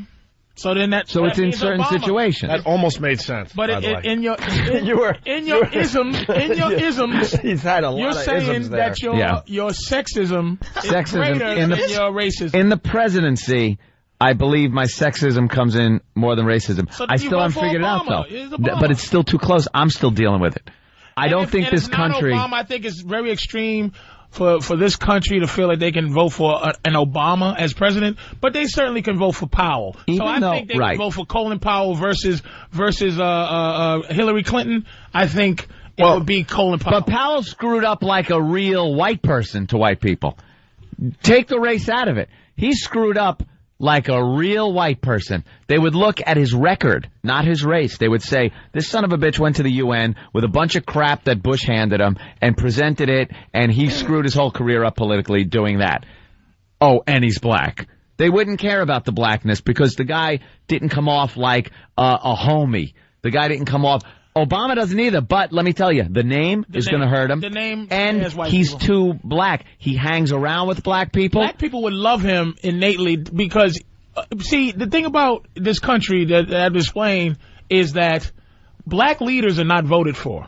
Black leaders are appointed by their constituency. No. They're appointed by who white people hate the most. White people appoint black leaders. Al Sharpton, white people hate them. Right. Like, you are a black leader. But good point. They have not put Obama as a black leader because the guy is they don't hate him. So they're trying to eliminate his blackness. But black people, he has this thing where black people are going to love him, and that's why he's going to be in trouble. It's bad for white people to come off as if they hate Obama. Right. It makes you look bad. Hillary, if Obama was Bill Johnson, some white guy, and he was running on the Democratic ticket and had as much heat as he does and against Hillary would be bashing the crap out of this guy. She is going out of her way to be polite to him, saying, well, he's a bit inexperienced, in office, and she should be laying into him. Yeah, but she should be using the N-word. They might be running mates, though. Might be, but that never stopped the Democrats. I understand. Before the primary, it never stopped them from bashing each other. It's a bit different this time around voting for some reason. Covert. That's another thing, is that I don't think it'll happen because you can be a covert racist and vote. You don't have, They don't say, all right, Fred Smith from Iowa, who'd you vote for? Yeah. It's like, shh, we don't tell that. But if you had to say who you vote for, then it's, all right. I don't see him. And you had a thought about the top grossing artists of the year? Concerts of this year. And that's why we won't have a black president or a female president. Yeah. Number one was the Rolling Stones, because whenever they come out of mothballs and tour, the money just rolls in. They made $150 million on tour last year. Amazing. And what was number 2 of the year? Tim McGraw and Faith Hill. Tim McGraw and Faith Hill. I rest my case. Who was first? The Rolling Stones. Whenever they roll them out, they're going to win. They're going to get first. And you got Rascal Flatts. Rascal Flatts is third? Yeah, then you got Madonna. All right. See, this is why. Country. Tell you the truth, you got... Country. Then you got Kenny Chesney, another Kenny Chesney. These are the people... you friggin' idiots that live in the cities of this country. L.A., New York City, Chicago. These are Boston. These... You don't think like the majority of this country. The majority of this country is throwing around the N-word like crazy when Obama comes up. They're throwing around the C word when it comes to Hillary. They're not voting for these people. And they're the ones that have the masses. Those are the numbers. You get the cities and it's like, wow, we are such a free-thinking society. Look, it's the first time ever we're really seriously going to have a black candidate and a women candidate. Shut up. Look who friggin' is going to the concerts and what concerts they're going to. You don't get excited by the possibilities of something different. Stop it. It ain't going to happen. It's going to be another white guy in office for 4 years. I agree with you. It's going to happen. Hey, well, Hillary was... And if the Democrats don't smarten up and see that and get a good white candidate in there to run... We're going to go right back to having a Republican in there for 4 more years. How long is it going to take for this country to be ready to vote? Flying cars and Mylar suits, my friend, before we ever see black president. Space food. Martian colonies. Squeezing your food out of like toothpaste containers. Martian colonies. Yeah. White people are very afraid. Even when the president of Mars. President of Mars can be a black guy. Oh I will give him the presidency in Mars. Well, because he just has president of Mars. Yeah, because he just has to rule over amoebas and stuff. Come on, man. Oh, y'all are awful. We'll give you Mars. We'll give you Mars. There's something living in that like black president of Mars. White people aren't afraid. Or if a meteor gets ready to hit the planet, there'll be a black president. Your president. Morgan Freeman. Help us out here. Here's a problem, too, with black president.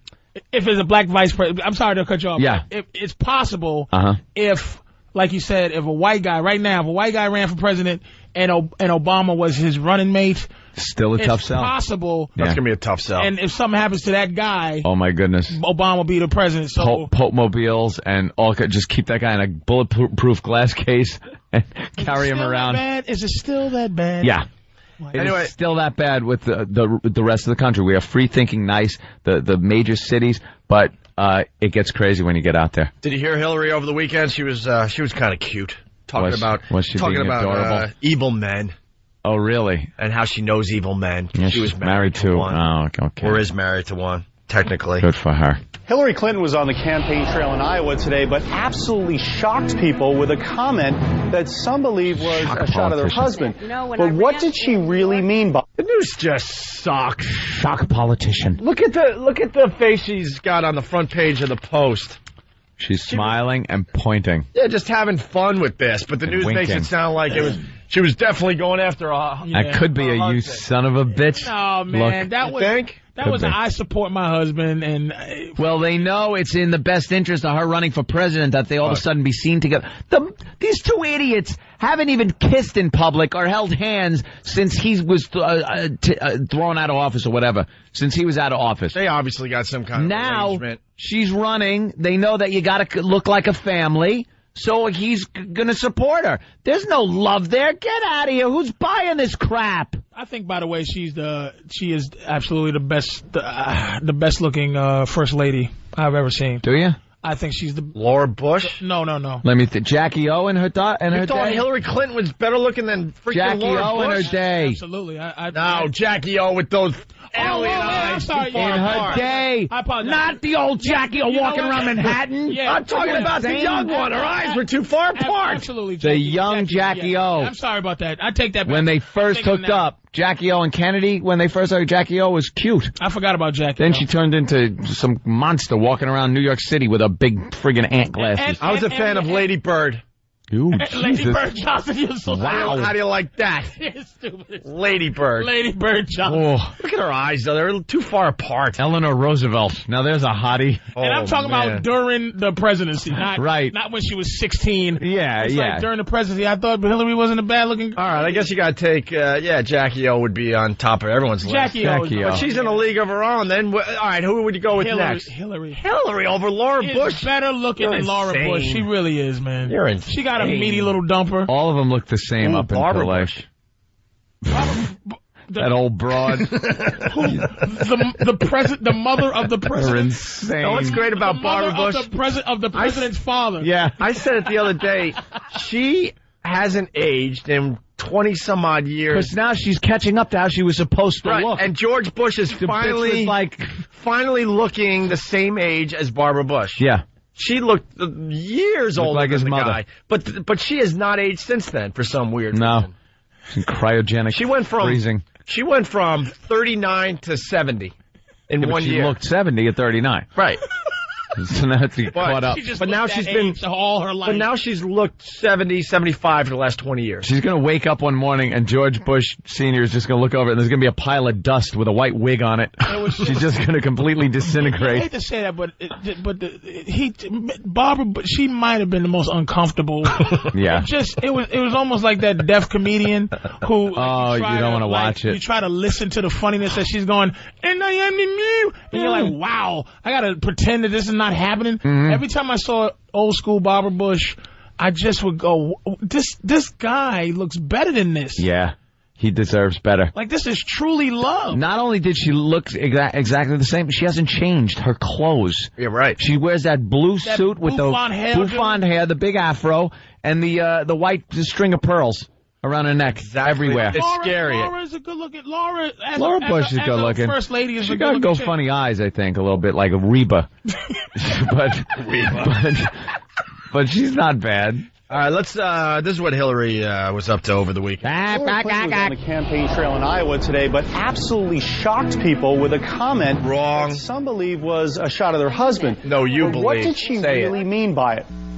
In many ways, New York Senator Hillary Clinton's first foray onto the 2008 presidential campaign trail was a success, even exceeding some of the campaign's own expectations. But if critics were looking for something to complain about, they may have found it in her answer to an audience member's question. It was posed, what equips her as a woman to deal with some of the world's evil and bad men? She repeated the question, and the reaction raised eyebrows. Well, the question really is, we face a lot of dangers in the world, and in the gentleman's words, we face a lot of evil men. You know, people like Osama bin Laden comes to mind. And what in my background equips me to deal with evil and bad men? And that's when she was pointing at her husband. She compared her husband to Osama bin Laden. Man, no, she was just trying to have some fun. She was making a mockery at the press. Right, a joke. Like, you made my husband evil, and I'm shut up. To her, he was evil. That wasn't shocking. Wait a minute, to her, the husband was evil. She was just having fun with it. They weren't sleeping together, and I'm gonna tell you, Bill Clinton was such a pimp. I believe that she knew. There's no way he didn't say, look, I'm getting a little side. And she's like, sweetie, I don't care. Yeah, but keep it on the Not QT. only did she know, she was getting some of his, doing leftovers. On the side too, yeah. She was doing something.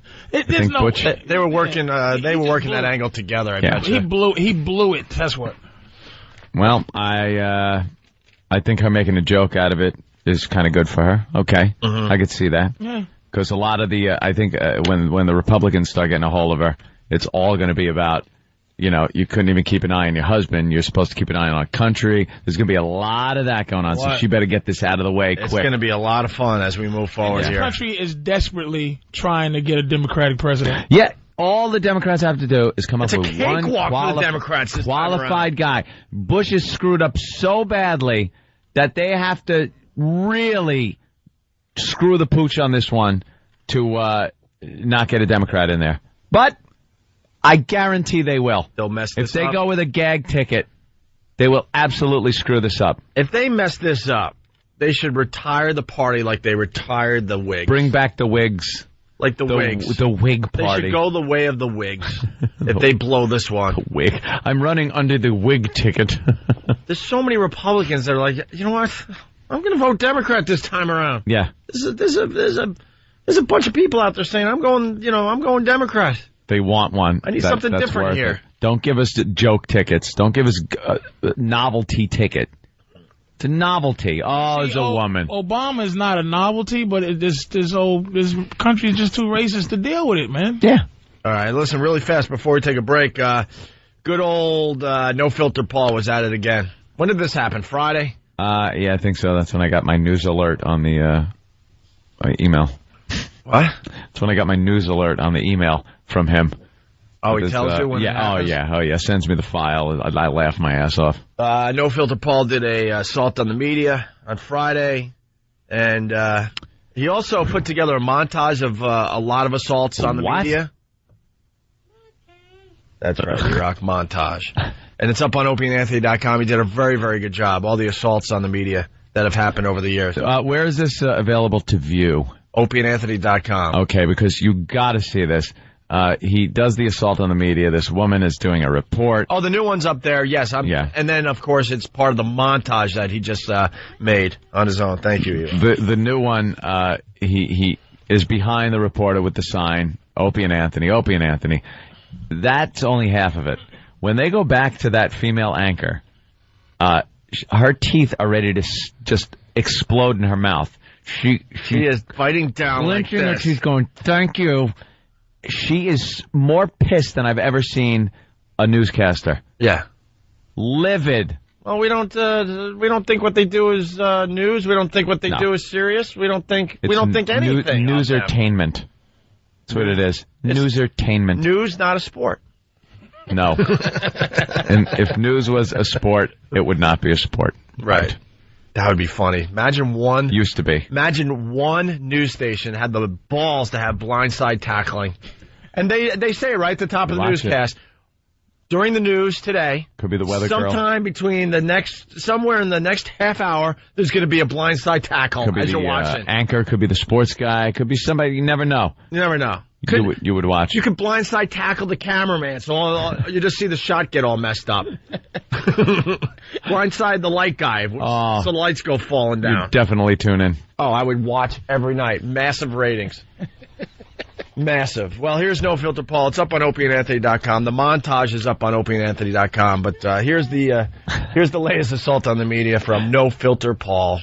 And this murder investigation has become the talk of the town. In fact, today we saw many people driving by this police scene, even stopping to take a look at what they were doing. That's partially because murders are so unusual here in this town. The mayor of Taint, live from Tinton Falls, Paisley Chang, News Channel 4. All right, Paisley, thank you so much.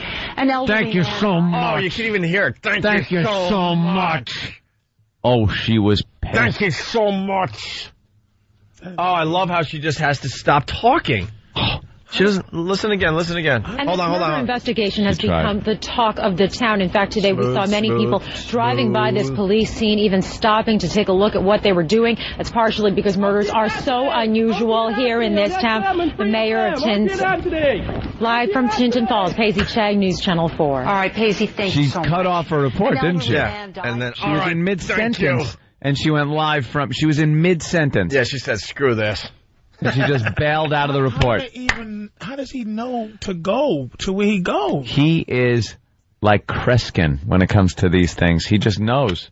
Somehow he knows. I don't question it. The assault in the media thing has just become his. It's just his thing now. It's his thing he does. It's his thing. He's very good at it. And he does it. To just show up and have it already. Yeah. The latest video, it's great. It's up on OpieandAnthony.com. I've never seen a news truck, but even by mistake. Yeah, and he's there. The news truck's there. The camera's out. They're ready to roll. He's got everything going. Taping it.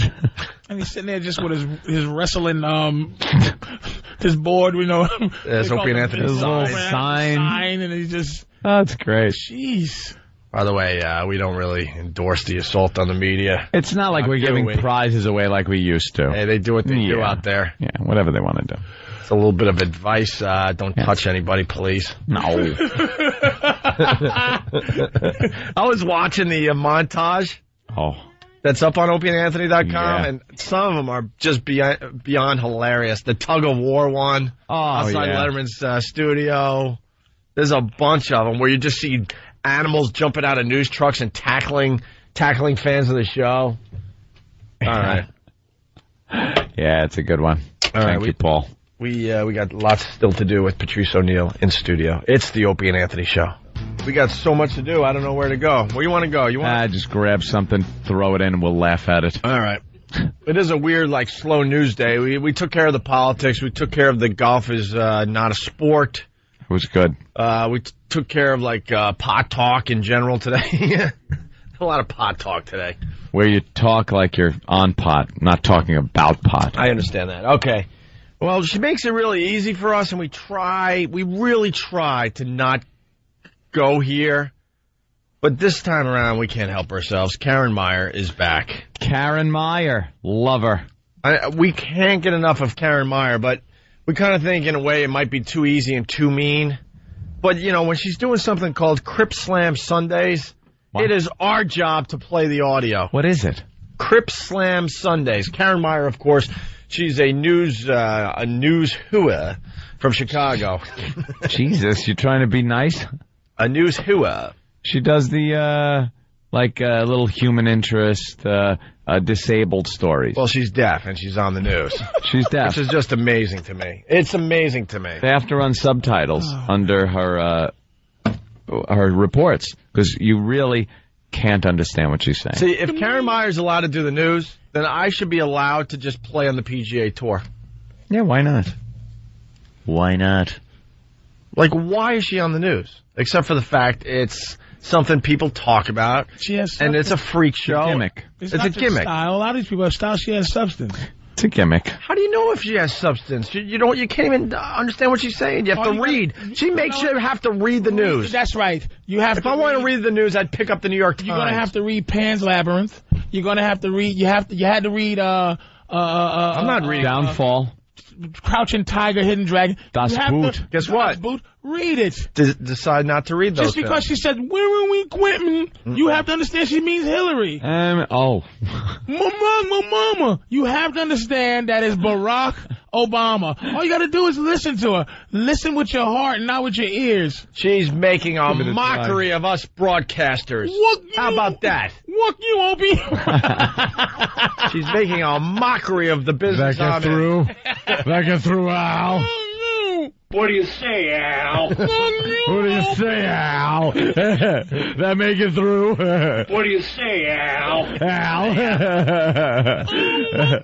Welcome, Opie. That's a judgment call that Al's gonna have to make. What do you say, Al? He has no idea. He's throwing his arms up in the air. I don't know. It kind of sounded like it, I guess, with a W. So Karen, what does she do a story on? It's Crip Slam Sunday. She does the disability stories. I don't know what Crip Slam Sunday is. We're going to find out here. No, we're not. Is that anything? Oh, yeah, I would love to know. Is that anything like Blood Slam Tuesday? Yeah, I'm thinking the Crips. Is it the Crips? She's kind of ripping us off, telling Fred who, because back in the day, we started a thing called Crip Bouts. Ah, yes, cripple fights. Fights, and we want to call it Crip Bouts, and someone reminded us that maybe you shouldn't show favoritism to the Crips. Yeah. And we're saying no, Crips as in cripples, but I guess it was too close, and it got people nervous. So we changed it into what, Cripple Bouts or something like that? Yeah. Something like that. All right, well, she's doing Crip Slam Sundays. Well, it's live performances by people with disabilities about disabilities. All right, see, you're right. We had to go here now. I got to hear this. This is like people performing, and they have disabilities, and their performances are based on their disabilities. Correct. Oh, I love this. Remember this, Denny. Nothing better than a comic with CP or something that goes up. Or, this, Denny, on Ma. Oh, my God. Oh, it's despicable. And I want to hear every moment of it. All right, here's Karen Meyer. She's out of Chicago, by the way. It's the final countdown. Why does it have to be bad 80s songs, by the way? That's all they hear. They don't know what new music is. Because that was the last time they heard. Yeah. Get it, they're deaf now. Oh, God. Make on me, make on me. Make me up, make on me, I'll be done, then I know too.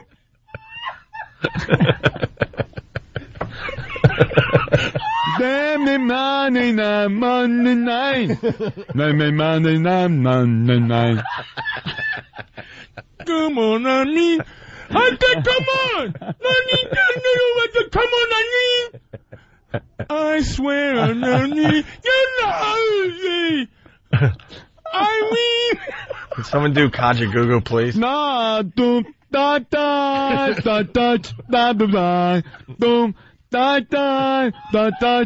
Are you watching? I can't tell. Hush, hush. Did you watch? Are you by the mind?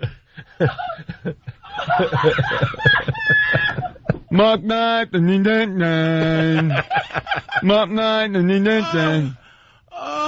Hey man, if Mondays were deaf karaoke night, who wouldn't go? Who wouldn't go? And the man made no way home. The doctor and that the dead young. And the that thing that don't have that thing. I don't know, I can't hear them. Oh my God.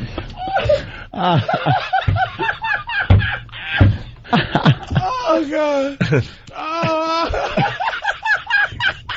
God. My ears are sealed. My ears are sealed. You spin me. My baby, my baby, baby.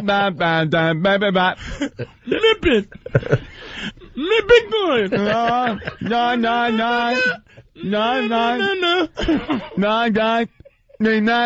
Don't do it, bam, do it,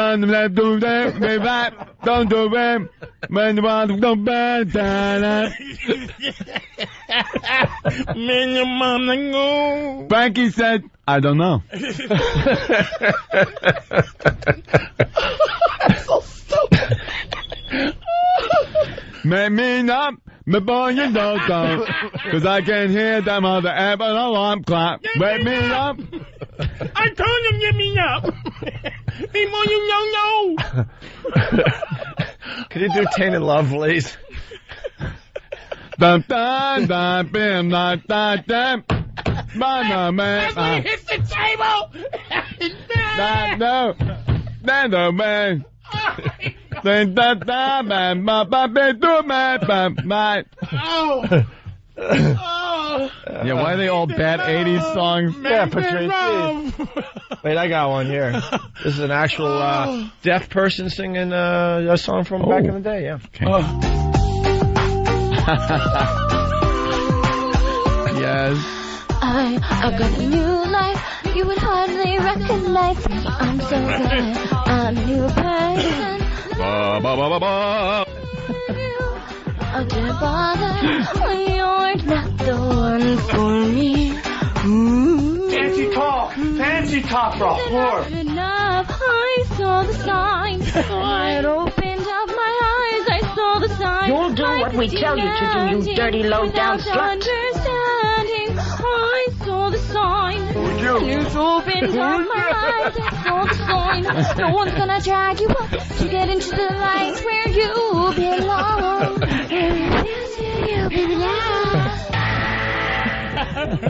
Hey, I smell bid. Yes, of course. My job to say I smell bid. We should do deaf karaoke on the Opie and Anthony show. Is there any way we can make people completely deaf where they can't hear themselves? Of course, yeah. Well, I mean earplugs and all that, but we gotta go a lot further than that. No, because you kind of still hear it resonating in your head. That's the like problem, they can't even hear that. Oh, really? That's the difference? Ice pick into the ears if anybody wants to do it. I think the lawyers will frown upon it. I wanna be... No, you just know because you already know what you sound like. That's why. Yeah. That's why deaf people talk like that. No, no, no, no, no, no, no, no, no, they do, no, no, no, no, no, no, no, it's really all I can say to you. No, no, I wanna meet. What? Your man, Yammer. You're gonna call my name. I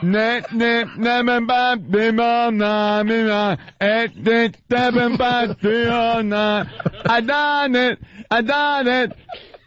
But I can't hear the call. Hey, let's go to Sean. Sean, what's up?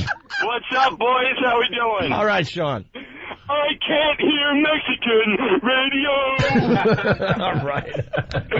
Punching out.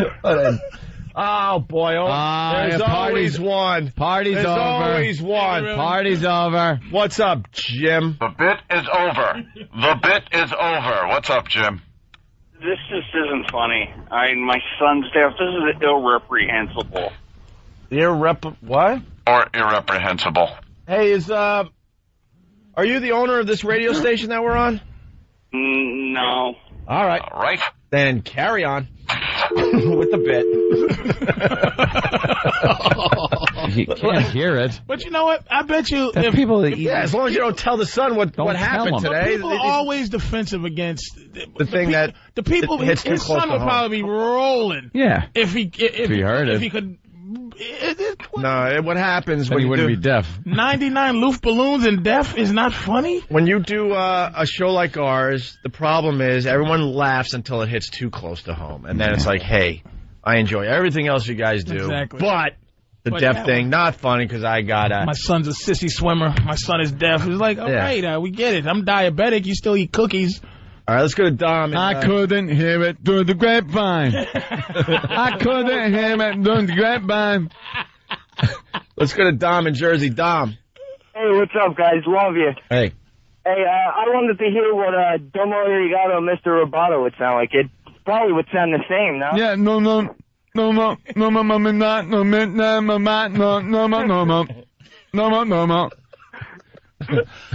It's so stupid. That's why it really is just stupid. Deaf people. It's so stupid. All right, just listen. singing bad songs badly. I'm not ready to give up on this idea. We got Pete in Boston. Pete, what's up? Yeah, it's Keith. All right, Keith, what's up? Maybe I'm deaf. You could get the same sound if you do Novocaine karaoke. Oh, dead in the mouth. You know something? How do we deaden the mouth? Legally. We need a licensed dentist with Novocaine to just shoot it into people's mouths.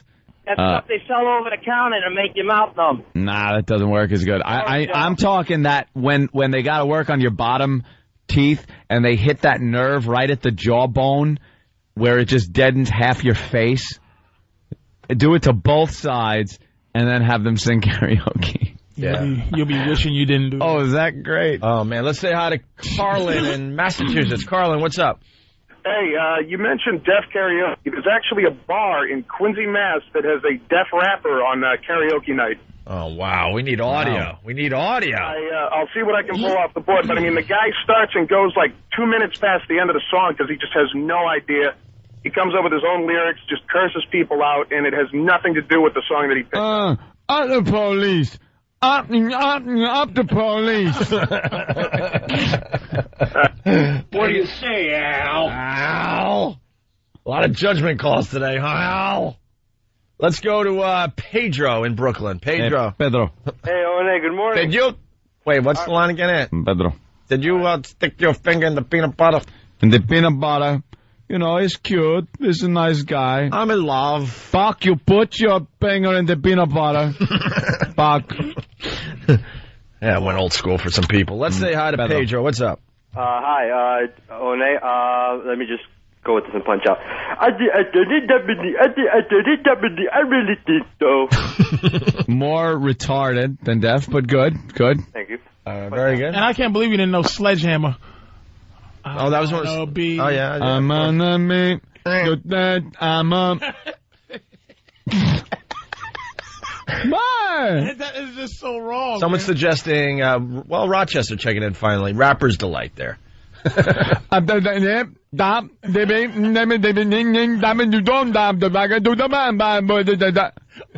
W's whip wop.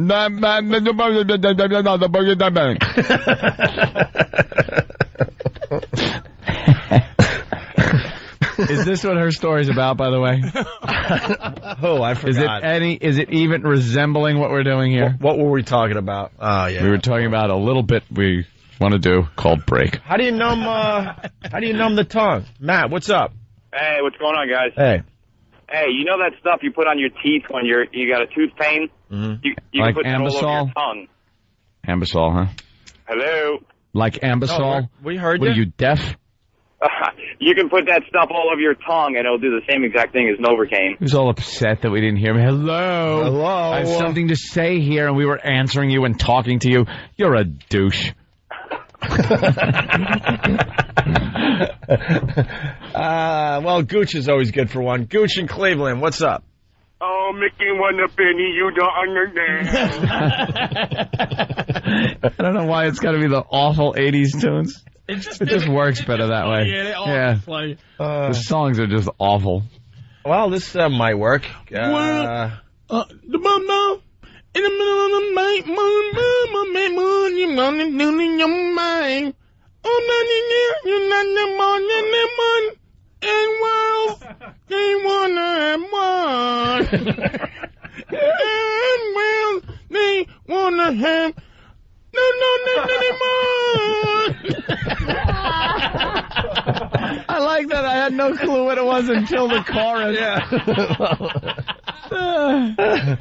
Let's go to, it looks like Cameron. Yep, that's me. Because everyone spells Cameron, C-A-M-O-R-N. Camorn. That can mean one thing. Craig is on the phones today. What's up, Camorn? I got an idea for you. How about Chubby Bunny karaoke? Chubby Bunny karaoke. Do we have any marshmallows? Yeah, let's. I guess that does make sense. E-Rock, They could shove in their ears. E-Rock, throw some marshmallows in your mouth and see if you could sing some bad 80s song. We want to see if this will work. We'll test it out on the show. Certainly taking our chances with the E-Rock marshmallow bit. Good point. Debbie, Rhode Island, what's up? Have him sing, She Blinded Me with Science. Oh, wow. Not even just sing it regular, but have the deaf people just make the sound. Woo woo. But dying.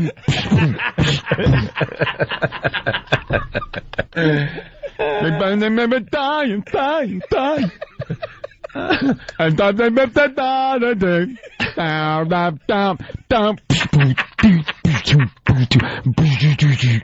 oh boy, we got Helen.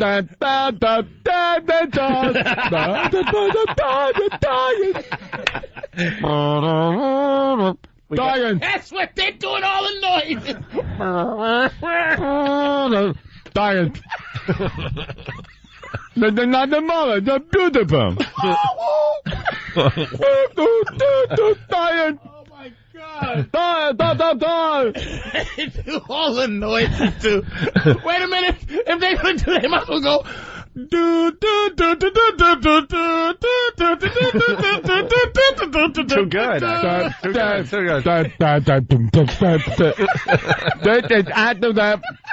Act folded.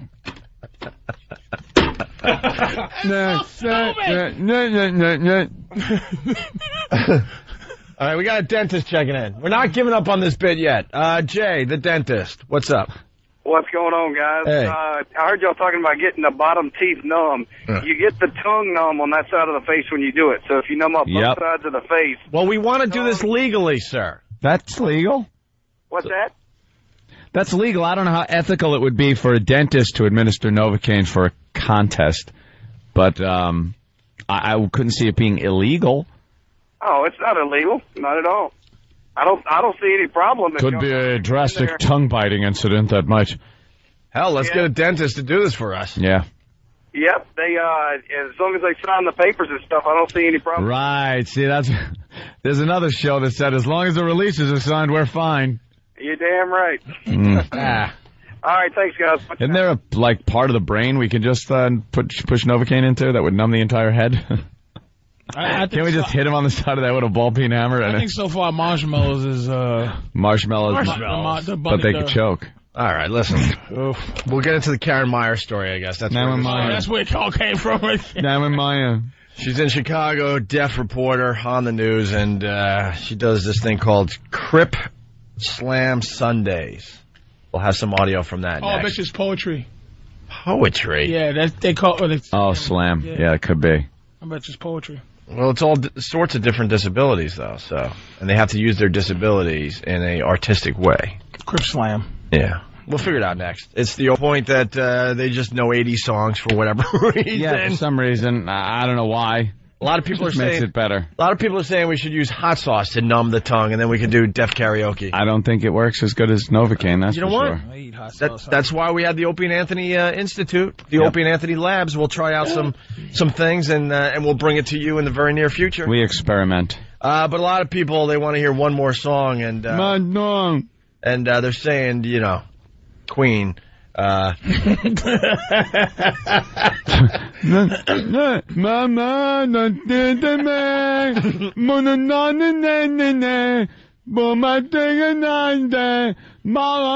life is hard, and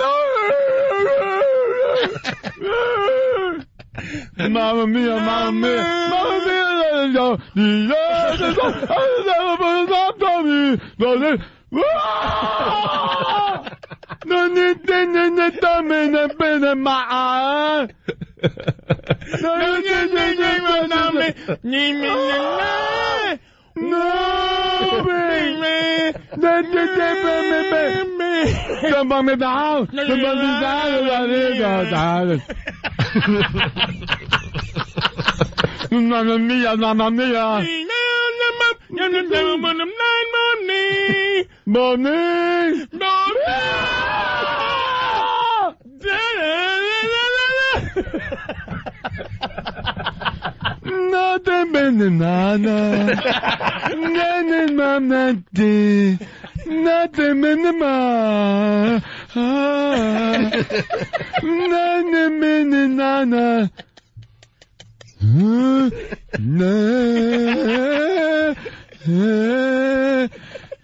mia, mamma mia.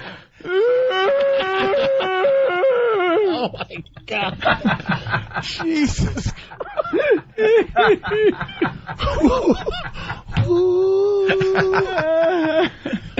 I don't wanna die.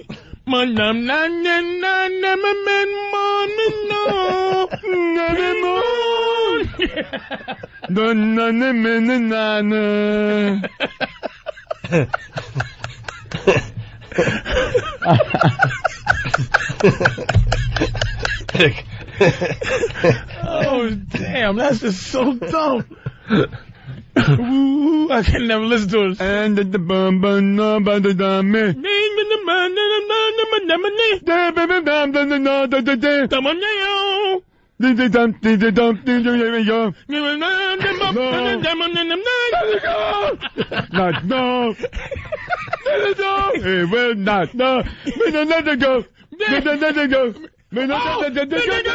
Wait, do it again. Do that one.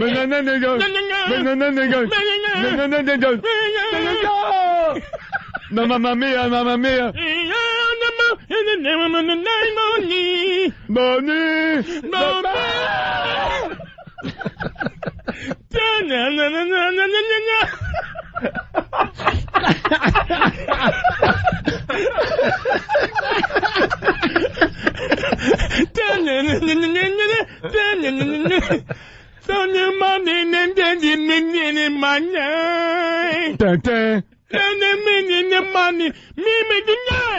Oh, baby. No, baby.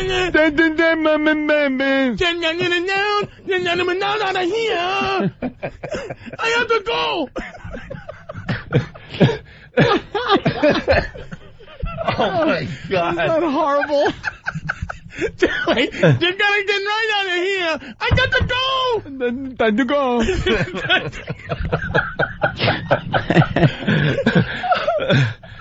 Oh, holy crap. Mamma mia. Mamma mia, mamma mia.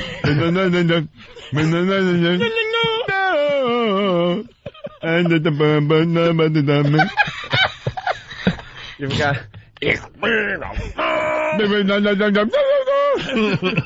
Oh, yeah, that's a classic. Oh, jeez. The best part was when he slowed it down. Well, the end gets very calm. Nothing really matters.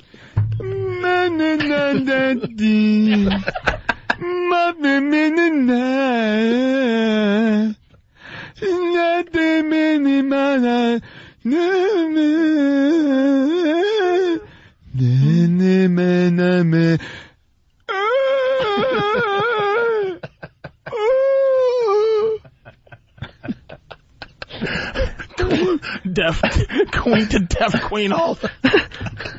Me mill, walk you. Money on my mind, and the band, and the banana, you been then, your man, and the bed. Everybody. Oh.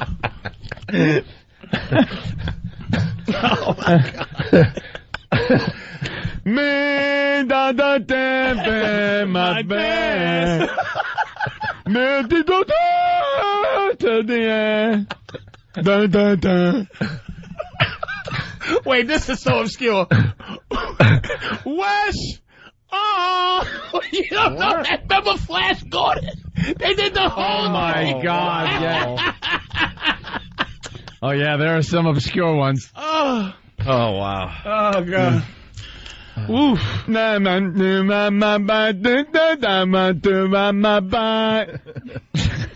Let's say hi to Ken in Jersey. Ken, what's up? How you doing, guys? I pulled like 7 abdominal muscles. I can't even think right now. How about that horrible Celine Dion Titanic song? Good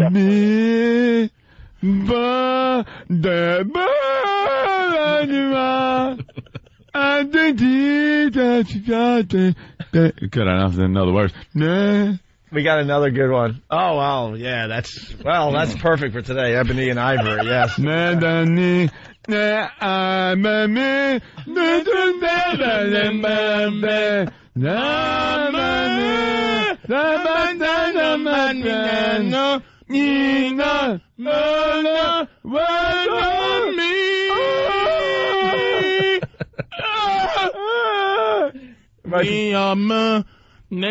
Nino Nanane Me Amanun Nan Gooden.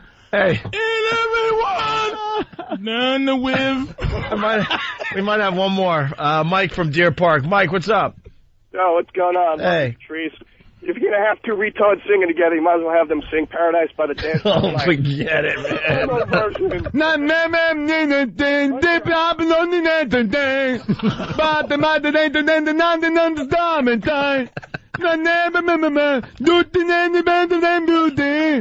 And I'll get that dude, they will beat them, but me my time. And I'm about to that all that time. And I'm about to dude, and I'm about to my the boat that on the end of the night. Don't let the man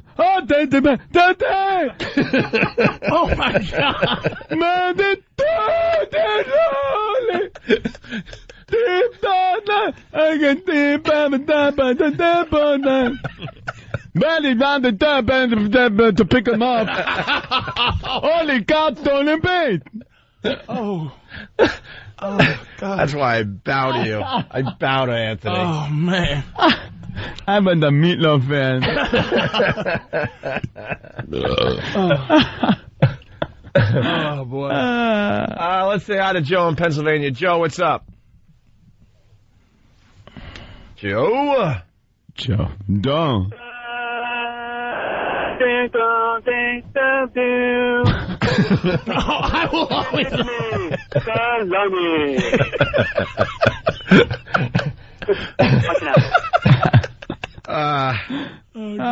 that's horrible.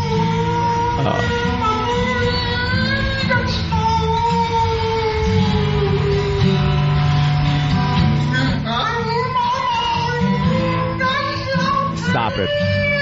No way.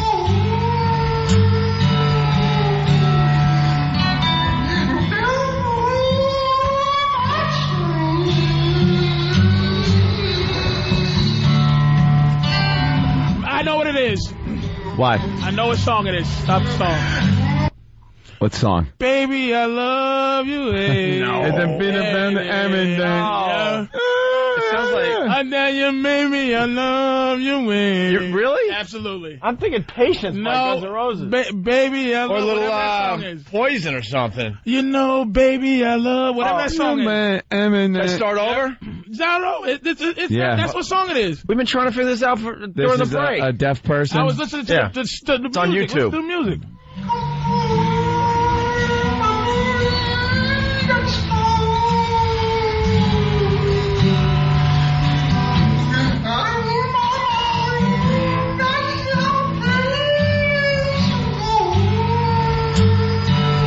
I can't hear that.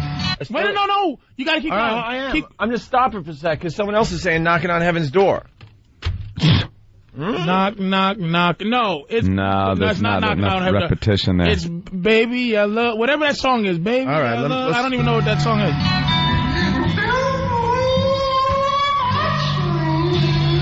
You gotta listen to the chorus.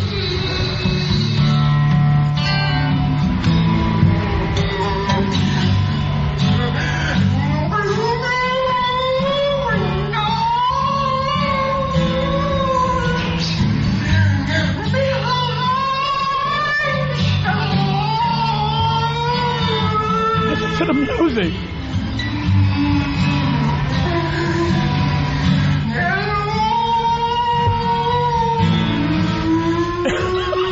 What the hell is that?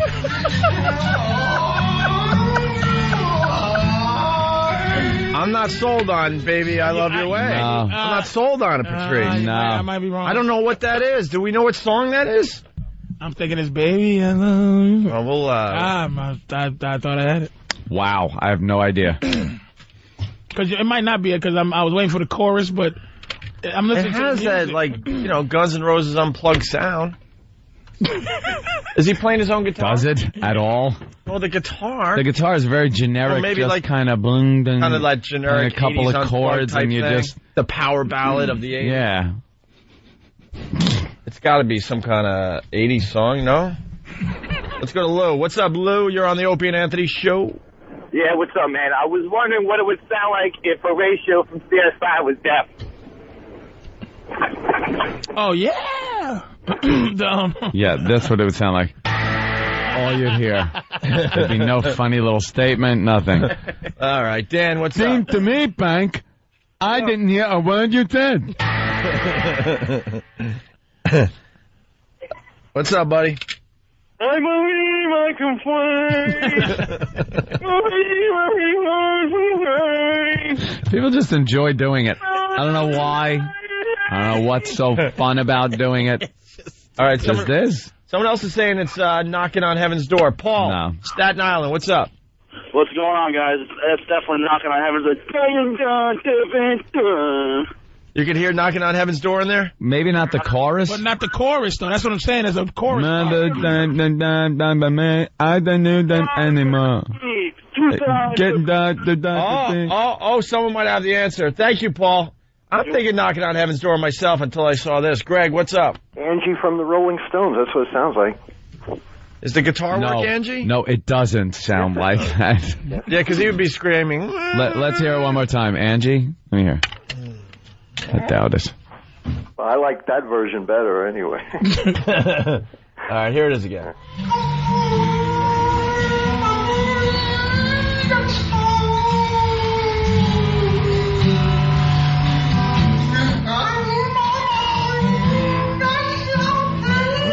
Someone else is saying Wild Horses by the Stones.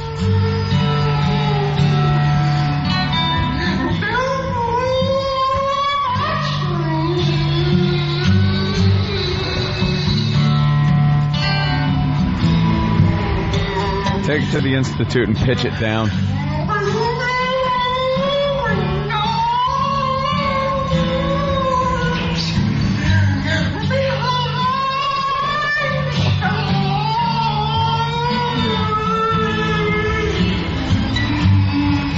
That is a mystery. Doesn't sound like any of the songs. It sounds like it could be like 10 different songs. Yeah.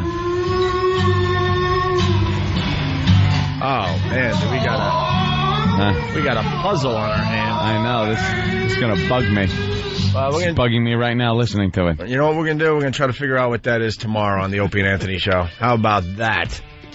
And we never even got to the Karen Meyer thing? The catalyst of this whole thing. We'll do the Karen Meyer thing tomorrow on this side of the show. We got lots of other things to do on the other side of the Opie and Anthony show today. Right. When we go over to XM Satellite Radio. Mm-hmm. All right. Thanks for joining us, guys. If you're not joining us over at XM, have yourself a great day. Patrice O'Neill, thank you so much. Good day, sir. What's wrong? Why the look? Nothing. Black Phillip, Saturday. Yes. Yeah. Over at XM. Nice. We're out of here, guys. Thanks.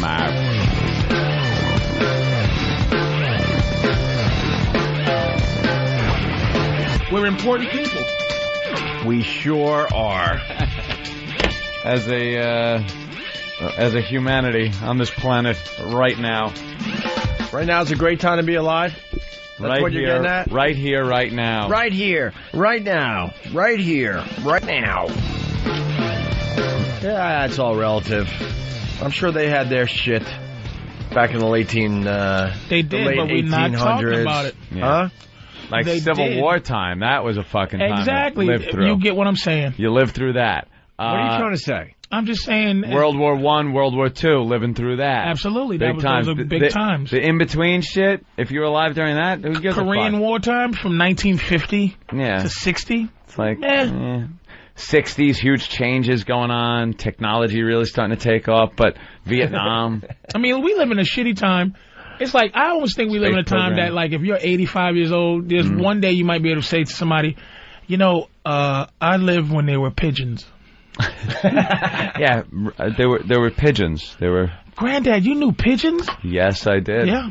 See, there's a picture of one right there on the hologram. Woolly mammoth. The woolly mammoth people are important people. No, I don't think people live with woolly mammoths, did they? Yeah, they did. Yeah, they did. It was important. But that's what I'm saying. It's a very important time. They didn't go away so that important long they decided to draw some of that shit on the walls and go, asteroids. Look, I gotta fucking draw this shit. I gotta do it. So the future people will know I was here and fucking... We found out during our time, Pluto is not a planet. Right.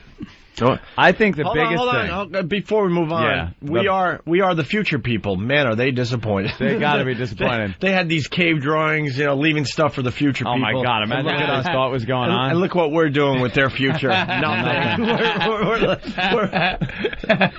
They had high hopes for us. High hopes. The future people. They had high hopes for us in fucking the 50s. And we're letting them down. Here's what time we live in. There are movies that had 2 years ago as the future time in their movie. Oh, I know. Just last night, there was this movie on. Peter Fonda was in it. And it was some futuristic movie where they were on Mars.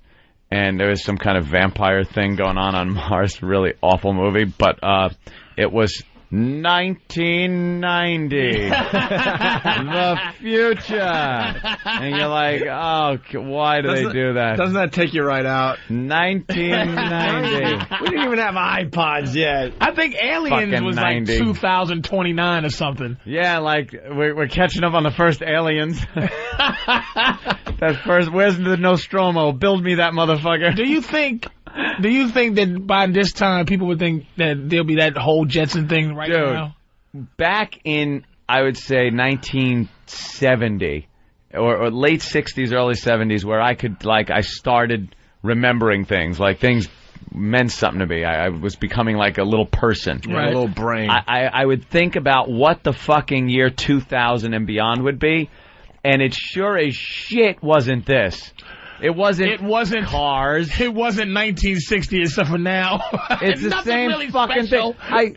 Me and my girlfriend sitting at a diner one day. Hold on, look up the year 1970. Maybe let's put this in perspective. In perspective? Maybe there are some crazy things that happened since then. There are a lot of things. Cable great things. TV. Sure, I'm not talking about that though. We were looking out the window of a diner, and it was one of these it's a town where not much changes over the years. So I looked, and there's the bank. And the fucking, stationery store, and maybe the different owners every so often. But I'm looking out the window, and I see, an old telephone pole, and the wires are strung. And I go, you know something? Someone could have looked out this fucking window in 1970 and seen the same fucking shit. Pretty much the same. Right out the window. Yeah. I go, the cars are different. They're sleeker and stuff, and the buses are different, but the clothing a little bit different and stuff. But It's the same. Look at this motherfucker walking down the sidewalk. In 1970, some motherfucker was sitting in this diner looking at some motherfucker walk across the sidewalk. I'm looking up. I don't see any spaceships. I don't see flying cars. I don't see fucking, we have the ability to fly to other planets. Yeah. I thought there would be the biggest invention, and the one I'm waiting for, but the one I thought would possibly happen, is a transporter, the fly. Yeah. That's the only thing I'm waiting for. That's a tough nut to crack. Yeah, how the hell are you going to figure that out? Who the fuck is going to get into that son of a bitch? Not the... You're right, though. I think... Who the hell is going to figure that out? He's right about disappointing. I think... That's a hard one. I think people now, if you zip somebody from 1901 to now... It's almost... They come running in the room like, I gotta meet the future people, and they meet us? Jesus. And it's just the guy from Shawshank Redemption. Yeah, that's it. That old man walking around is like, oh, wow, things are faster. I'm gonna go hang myself. This stinks. It is like an odd thing. I think the biggest change, and nothing since has really been that big. Computer, I would say, is computer's huge.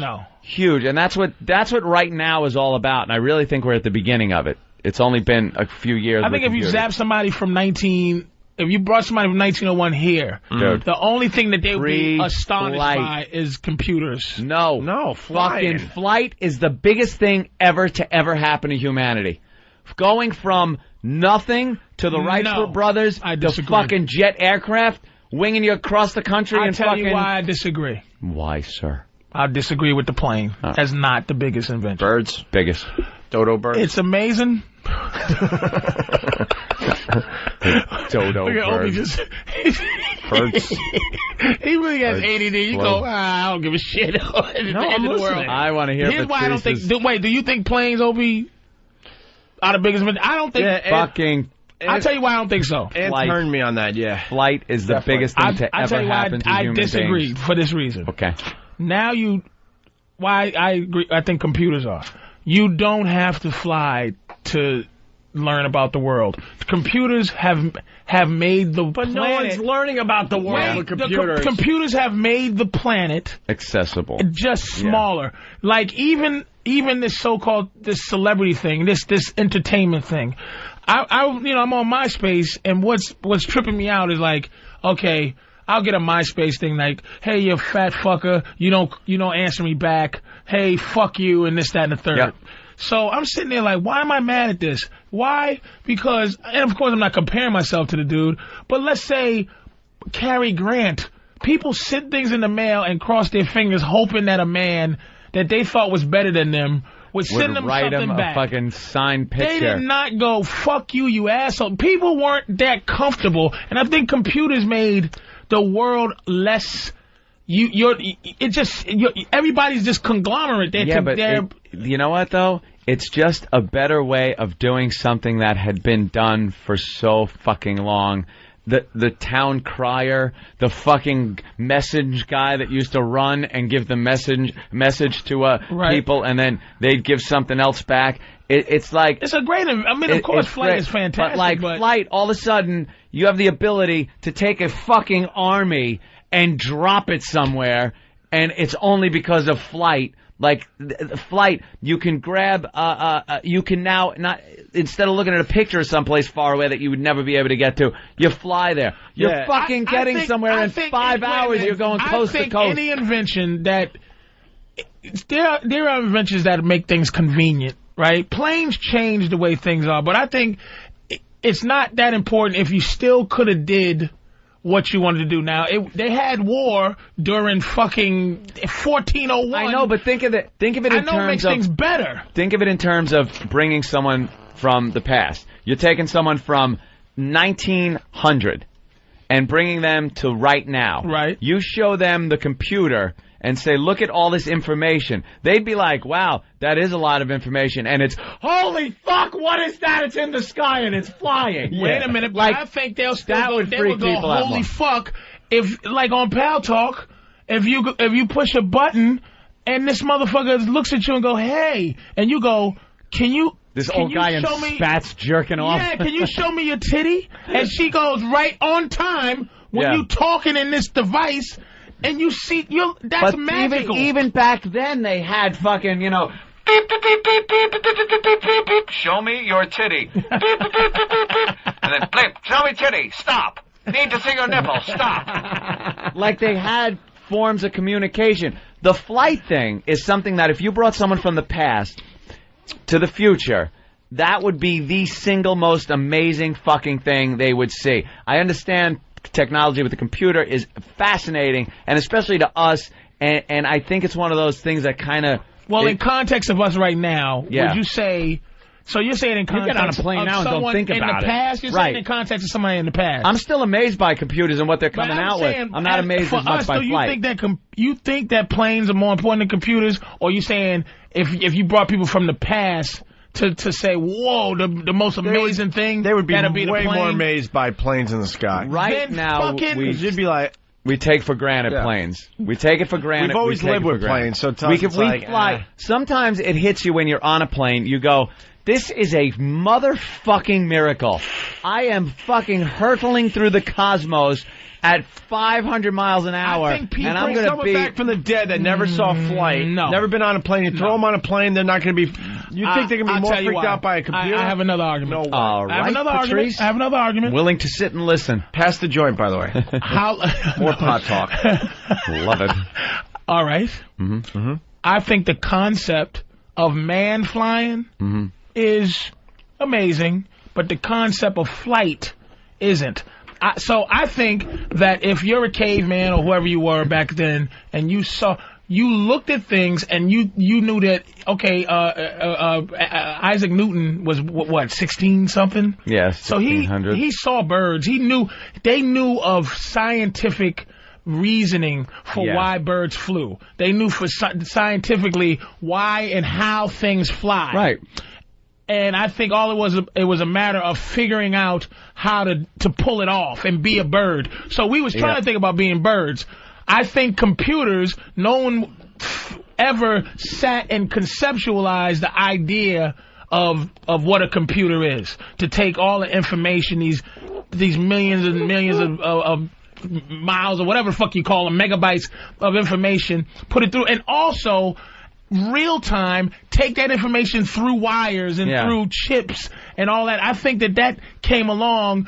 I don't think they were sitting in I think people been imagining flight, and I think if you brought somebody back from 18-something, they'll go, wow, somebody finally did it, man. Figured that shit out. I knew that was going to happen because we just always dreamt about it, but no one dreamt about blah, blah, blah, LOL. Well, computers were kind of like, even when computers were understood by a lot of people and available, limited, but to certain people thought the first thing was like, well, it's cool and all, but what the hell is the average Joe going to do with a computer? And there were people that would say, we're saying, computers will end up in everyone's home. And you sit there and go, why would I need a fucking computer? And now you do not function without one. It is your line to learn things. If you got one of those stupid questions, remember it was like, who's the actor in that movie? And you'd sit there all night going, who the fuck? And it would bug the shit out of you. And now you go IMDb and like the information is there at your fingertips. And that's something that kind of progressed. And the people, I think people themselves threw all that info on. It wasn't Mr. Computer that said, here's all the information we need to put on computers. And the thing we're not talking about with flight, going to the moon. You don't think someone coming back from the dead would be like... By the way, we've been to the moon. We decided to rocket ship ourselves up to the fucking moon. Although it was all made up.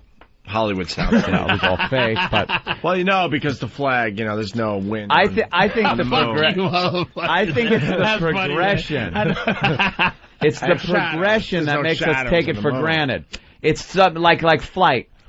You were saying you'd look at the bird and go, it's flight the progression is a manipulation of science, though, Anthony. I think just like the submarine, the invention of it is fantastic, but the concept, it's the manipulation of what's given to us. The computer is an actual, but that was also something There's no scientific ground basing for a fucking computer. There's no nature thing that says, okay, one day I'll have this machine that... It just came out of necessity because we had to figure shit out faster than people could with pencils and paper. Right. So they decided, let's fucking invent something that does this, and it kind of progressed into what it is. Flight was kind of, the Wright brothers, powered flight, and then it progressed pretty quickly to something else, again, out of necessity. But if you took somebody that never saw, they might think, well, we'd put wings on a guy and he'd be in fast motion on top of a rock and he'd jump off and fall on his face. I love that clip. But then when you think, all right, we're shoving 500 motherfuckers in this tube, we call it a 747, and there's things called turbine jet engines, and the thrust flies out, it would freak people out. Right. And while you're sitting in your comfy seat, you get a beverage, and you drink it, and you're not fucking holding on for dear life going, They would be freaked out, too, that blacks and whites would be on the same plane, sitting wherever they want. Some people are still kind of freaked out by that. Flying places. Flying places together? That's what? Greg, you're flying with your slave? How is this at all possible? They allow them to fly? Took us 3.5 hours, Patrice. You must be able to bring thousands over in a clip. Much faster than those ships we must be getting along with you. It took 3.5 hours today. Which actually, the old days it would take 2 minutes. Came on my I used to do this bit when I first started comedy about why slavery's not around. Just because I always just believe this country's so racist that if it could be slavery, it would. But it's like, what the fax this nigga? It's like there's no need for slavery. Once technology got came, too convenient. It was just like, how do I have a fucking slave? You know what? How can I justify having a slave? Right. Hey, could you fucking find this plug for my iPod? You don't have to lift anything anymore, so fuck. Go home. Whip you in the back. Whack. Fax this nigga. Okay, sir. I gotta hobble him. He might take off. What? No. Where's he going? That's really funny. Oh my God. Thank you, Sam. Jesus. Well, I mean, I'm not. Oh, you gotta. That's a compelling argument, sir. It's possible. What would be? Hey. I think the computer myself is like amazing, but until we bring somebody back from back then and ask them. How about cell phones? No. It's just another. Like you said, it's a progression. Beep, beep, beep, beep. It's another communication device. Someone comes back from the dead and it's smoke signals. And you explain to them you could reach anyone, anywhere, anytime. That's pretty bizarre. Well, you have to go back actually to the phone, though, Opie. You have to be impressed with the. Yeah, I understand. With the concept of it, and then it elevates. Watson, come quick! I need you. Remember that fucking Alexander Graham Bell shit? The first. So I mean, once that concept, when you go from can and string, two cans and a piece of string, and you go, oh shit. Once that becomes something, then the phone's like, oh shit. It all elevates from there. Everyone starts thinking, where is this going? Where is it going? The second a technology hits, you think, all right, where is this going to be in 10 years, 20 years, 30 years? I think... And why do we have to start with beepers, by the way? Those before cell fucking phones? pagers. Can they figure that out? Why couldn't they just jump to the cell phone? Was it you? That's very suspicious right there. Was it you or you that was saying you think... It might have been you. Really? I said something? It might have been you. What happened? I think you said, I don't know, but you said you think that everything is already done. Oh. And they're slowly introducing each thing because it's overload to give us actually what is out there. Yeah, that's if you take any economic course, they talk about that. Like we could have been doing the high def years ago. But they wanted to sell us the big TVs, the rear projection TVs, then the flat screens, and now finally high def. So they already got the whole thing already. Yeah, they were ready with high def years ago. I think in the labs and stuff they got that shit, but I don't think they're ready for consumers. That's why they cost $14,000 when they first came out. There's, you know what? Someone could help me out. I haven't been in college in 5-6 years now. Basically, there's something to do with. Someone will help me out. They have this technology, but they want to sell a certain amount. Then they realize the market's dying, let's say, as far as rear projection. Yep. Like, then they move on to the next technology to get everyone buying new shit again. But without... And it's an economic term, and I don't know it right now. But without technology, would somebody be demanding high def? Like, let's say they just gave us rear projection, and that's just what they gave us. That was it. Would people be demanding, you know what, I want something better? You know what? I think that's what happened. I think it's like people got rear projection, and it's like, why the fuck am I watching a TV that is fucking 6 feet long, sticking off of my wall? Is there a way we can make a TV that is flat? I want a flat fucking television. And for years, they were not able to do that. Now with a cathode ray tube that has to be fucking long enough to shoot the fucking ray to the front of the screen. It has something to do with economics. They couldn't do it. You're right, but it also has something to do with economics as well. They have it figured out, I'm telling you. And then after a while, I wouldn't doubt that they do have these things and hold them back, but I don't think they've had them for very long. They hold back the technology. I don't think they have the capability of holding them back very long, these ideas. Before they get out, people are fucking nosy and gabby. I think, yeah, they had plasma TVs before they were announced. Shit like that. There's a term, I'm telling you. Well, we'll get to it. I just think we're living a great time, man. Let's go to George in New York. The end of the world. The way shit's George. run, I hope it all ends in a big white flash. Some fucking nutty Arab decides to blow it all up. Live through that, could sit with each other and just go, as our hair clumps are falling out from radiation, our teeth are falling out, just have one last drink and go, wasn't this great? We made it to the end. Where the fuck, all the shit that happened before us. Can you imagine? The first fucking little piece of protoplasm that split and decided to become a human. All that ends right now with one more toast as our teeth fall out and our hair falls out and our eyes bleed and we look at the flash. End. It is the end. You get what everyone wants to be part of the end, Patrice. It's a shitty time. You don't want to be in the middle somewhere. We're at the end. Let's be at the end. We're at the fucking end. If you're listening, push the button. You know, Sonny, I was around with the last pigeon. Oh, were you? Planned obsolescence. Oh, planned obsolescence. Google that. Where they know something's going to be obsolete. It's a whole planned thing. It's just kind of a placeholder. But why would an 8-track tape be obsolete? Why would I need not to have an 8-track tape anymore? Because cassettes, you could fit a lot more in your car. Because all of a sudden they show you, look, cassettes, and you're like, oh, and wow. you could fast forward and rewind them. And know what you do? Throw out all your 8 tracks. Your 8 tracks became shit. Yeah, everyone's saying planned obsolescence. That's George, what's up? Hey, what's up, guys? Hey, George. Hey. I'd have to agree with Patrice on this whole topic because, you know, Anthony, you bring up a lot of good points, but there was a lot of science, you know, and a lot of people could predict that we're going to be flying, but the computers and stuff, man, that's like, you know, out of this, you know, nobody even had a concept of that stuff.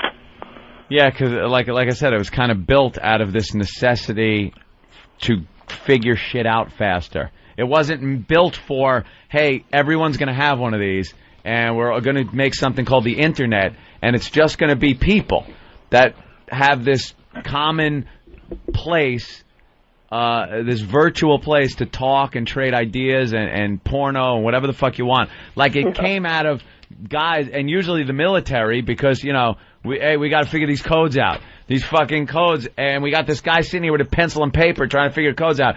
I got a machine, and it could do it a little faster. And from that, it just kind of kept going. I read another interesting article on technology, and they say when this new technology comes out, we've talked about this on the show before, one of the main uses at first is for pornography. Porno, yeah. Always for porno. And then porno. they decide, wow, all right, we got that out of the way. What else could this thing That's do? usually public consumption first. The printing, yeah, of course, like the printing press and all that. It was all about writing just the dirtiest stories Filthy stuff. in the beginning, and then they finally go, okay, let's do something useful as well. I think most of the technology we have comes from the art of killing each other.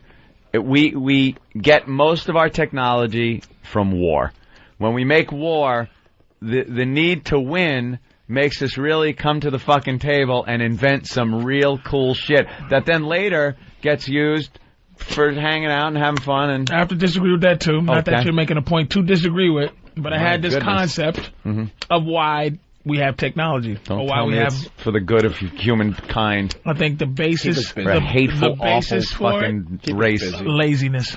Yep. Laziness. Each invention is based on laziness. There's Someone's got to get off their ass and invent it. But that's what I'm saying. Each relevant invention, you don't need the plane to exist in this world.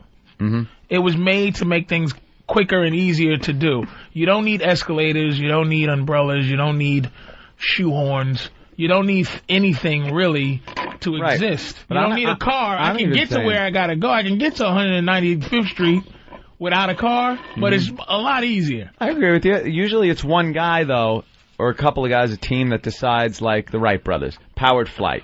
Right. That had been a concept before, and then they decided to refine it, and they actually pulled it off. Right. The second they did that, it became this thing that the military kind of looked at. Like, they were trying to sell it to the military, too. Yeah. And like, all right, here we go. And they made it something Here's like, a way. holy shit, we can kill a lot of motherfuckers. Oh yeah. Fuck yeah. Do you think the plane, if it was just strictly for transporting lazy people that didn't want to get in a covered wagon or a car or something, they decided, look, we can kill so many more people now with this fucking plane. It's amazing. Build me a shitload and put a space where I can fit bombs in them. Now, this is a question. This is, like you said, pot talk.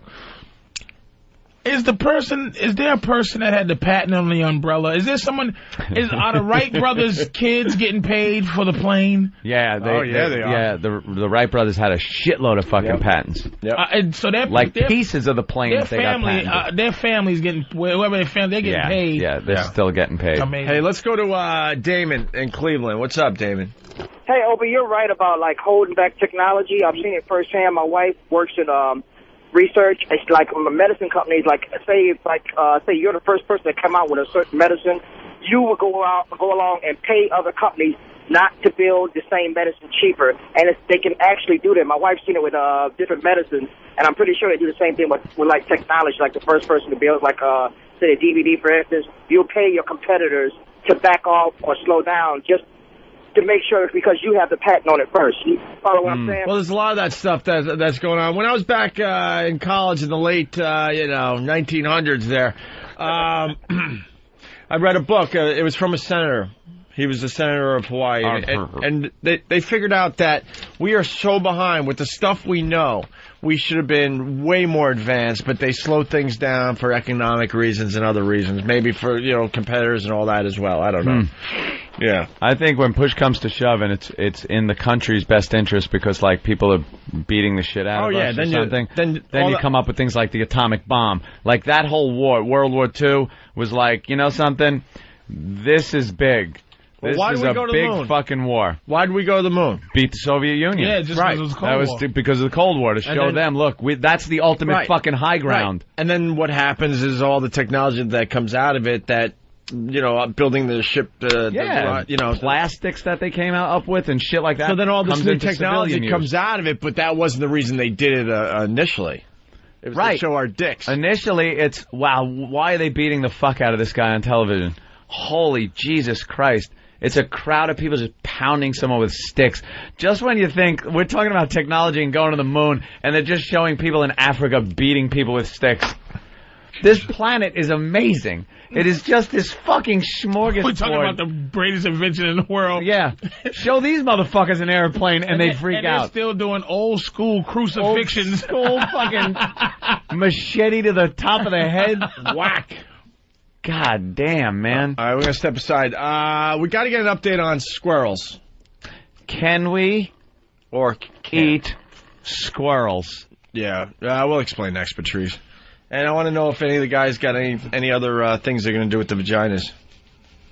Oh, yeah. We're doing a thing called Your Vagina's Got Talent. So Your Vagina's Got Talent. See, you know what? That's fucking genius. So Your Vagina's Got Talent. Can I please come in for that? Oh, absolutely. Everyone's saying that. Blowing balloons up. I've seen so many things on the internet, girls shooting eggs. And... All right, I'll explain that next, and maybe you can help the guys with some of the things you've seen before. All right? Trying to think the crazy... Guys have come up with some great ideas. Cigarette smoke. My favorite so far is Danny's. Yeah. Let's hold it right here. I'm going to ask this question to the members of the panel here. Mm-hmm. What is the craziest thing you've seen a vagina do? Ours will probably be very similar. Very similar, yeah. Well, let's think it over, though, for a couple minutes here. Well, Bill, that was your cue. Yeah, Bill. Figure it out whenever you want. Oh, my God. Oh, my God. Boy, the pot talk continues. Than, what's your line again?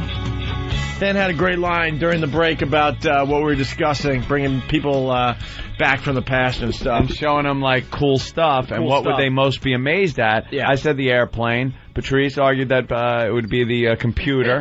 All valid points, and it's all hypothetical. I said the yo-yo, by the way. The yo-yo would definitely be up there. A little off, I guess. But, Van, what did you say about that? I said if you brought somebody from the past to the future, the invention they'd most be amazed by was the time machine. Yeah. None of us idiots even thought of that. It's like, you bring him back in the future, go, hey, look at this plane. And meanwhile, he's going, wait, fuck the flying machine. Yeah. How did you get me here? Right. I was fucking in a Conestoga wagon. Yeah. And then we went further. It's like we keep saying if we could bring someone back from the dead, that would be what they would be amazed by. Yeah. Because they'd be like, wait a minute, I was in a bed, really sick, my family was around me, things started slowly fading out, and now, now you're showing me internet pornography is what you're calling it? What is this? Now you come back, Frankenstein dead. We brought you back from the dead, but everyone you knew is dead. Why did you bring me back? To settle a little bet. Right. Not even a bet we were having, just a discussion. So we decided to bring you back. Yes, your entire family, your daughter, your grandchildren, all dead. Nothing but lonely holidays for you. Yeah. Yeah. But what are you most amazed by? Yeah, right. God, we really are smoking pot today. What is wrong with us? It's very deep conversation. Speaking of technology, you guys know what Leet Speak is? Leet Speak, of course. Yes. You see it every day online. A lot of the gamers use a lot of Leet Speak. You know what Leet Speak is. You just didn't know it was... Pwned is Leet Speak. Yeah, you just didn't know it was called Leet Speak. You don't spell it with the E's either. Please use threes. It's use L 2 3s. 3 T. What does that stand there are for? Other variations. You're an elite motherfucker. You're elite. Leet. It's usually some fucking fuck-headed dork bag playing a computer game. Yes? Wow. That was primal. Fuck me. Can I show you an airplane, sir? Thank you, Gail from White Plains. At least maybe we'll get their audio. Remember we said we wanted to interview crazy chick Sarah Goldberg? Of course we did. Crazy chick Sarah Goldberg from American Idol is going to be on Channel 5 here in New York in minutes. About to be interviewed. Can we change the channel, Lee? Where? Put it on. Where's... Put it on! Oh, my God. How do you work this remote? Oh, don't even try. All right. Oh, look at me. I need that one changed. I'll do that one. Thank you. We love this. There she is. Oh, Christ, she's on already. World is sleeping. I stay up and think of you. How bad is this? This chick is nuts. And I wish on a star that somewhere you are. Why couldn't we get her on our show? Of me too. Did we try? We called her crazy. Are people laughing? Oh my God, they're laughing. As I'm dreaming of you tonight till tomorrow. They're fucking laughing in the background. Dude, she's nuts. She's bipolar. She's the one that lost it on American Idol last week. I'd rather be. I think they're probably not supposed to be hearing that. Fuck. They got her. We wanted her. So what do you think? What do you think? Do you think you're... I think you got a lot of spark, sister. And I got to tell you, I think it was better. I do too. Come on over here. This is that new morning show that is like an SNL skit. You're not going to Hollywood. You're going to Bayonne, New Jersey. But, no, I mean, I think it's a big improvement. Oh, no, don't turn on me. No. I think there was an improvement. And you're telling me that if she practices enough with you, maybe by the next year, go back after it again. They got her a vocal coach. If she works really hard, I think we can do it. We're going to give you some vocal And they're not interviewing her right. I'm up for it. We would interview her until she goes nuts. Thank you, Jordan, very much. Who's that audience? Wow. You're a good sport. You're a good sport. It's hard to get up here. Trust me. I sang karaoke the first couple days. Have we seen me do it since? No, I don't think so. This isn't the angle. Machine removed from the studio. That's how badly nobody This wants isn't that SNL, one of those talk show skits. Sir, you're a good sport. You are. Very good sport. Good All right, thanks sport. very much, Jordan. See, they don't want to piss her off because they know she has bipolar. Hit Show 24 Ah, fuck you. Stupid news. That's not the angle with her. She's nuts. Why don't you bring up the fact she's got bipolar? She's nuts. It's a new talk show. Look at the audience they had to drag in. They were just like off the street people. Oh, that's the John McEnroe audience. All right, yeah, Leet speak there. Yeah, Leet. 16-year-old Niles Duran uses Leet Speak, a type of online lingo that's growing in popularity with teens. All my friends use Leet Speak. I can see about why parents will be worried, just because it can lead to danger. And that's exactly why internet safety experts are sounding a warning. The language is morphing into a dangerous dialect, foreign to parents. Scott Dollison is a cyber detective for the Westerville Police Department. This gives criminals, kids, whomever, another way to communicate covertly with one another without, parents maybe catching on to what the kids are saying. Oh, I see. Kids being kids. I've been pwned and I don't know what it means. What does it mean when I've been pwned? Ken from Jersey. I've been pwned. Ken from Jersey, 1337 Leet, faggots. Yeah. But they say it's a problem because it's a new language that parents can't understand. Can't understand. Oh, stop it. Stupid. Who cares if they can't understand what people are saying on Counter-Strike? That's pretty much where it's used. Leet is short for elite because it's common for more advanced computer users. There are online dictionaries and translators to help parents decipher some of the information. Experts say if you don't know Leet Speak, you'll be in the dark. Sometimes it seems like every day something new's popping up with the internet, but it's something you really have to focus on and stay on top of to be effective. Niles' mom, Rosanna, was shocked to learn how creative and cryptic Leet Speak has become. Her advice? Get involved with your child and try to stay in the loop of what's going on. It moves really fast. What is this LOL I'm seeing? Is this a new drug? Are you taking LOL? Are you hanging out with some Puerto Rican named Lol? Who's this black magic woman? What is that LOL? Fucking Kevin Meaney. He'll do this bit in 30 years. Nothing? That's pretty funny. I've noticed comedy. Never mind. He types BRB and then goes to the bathroom. Great.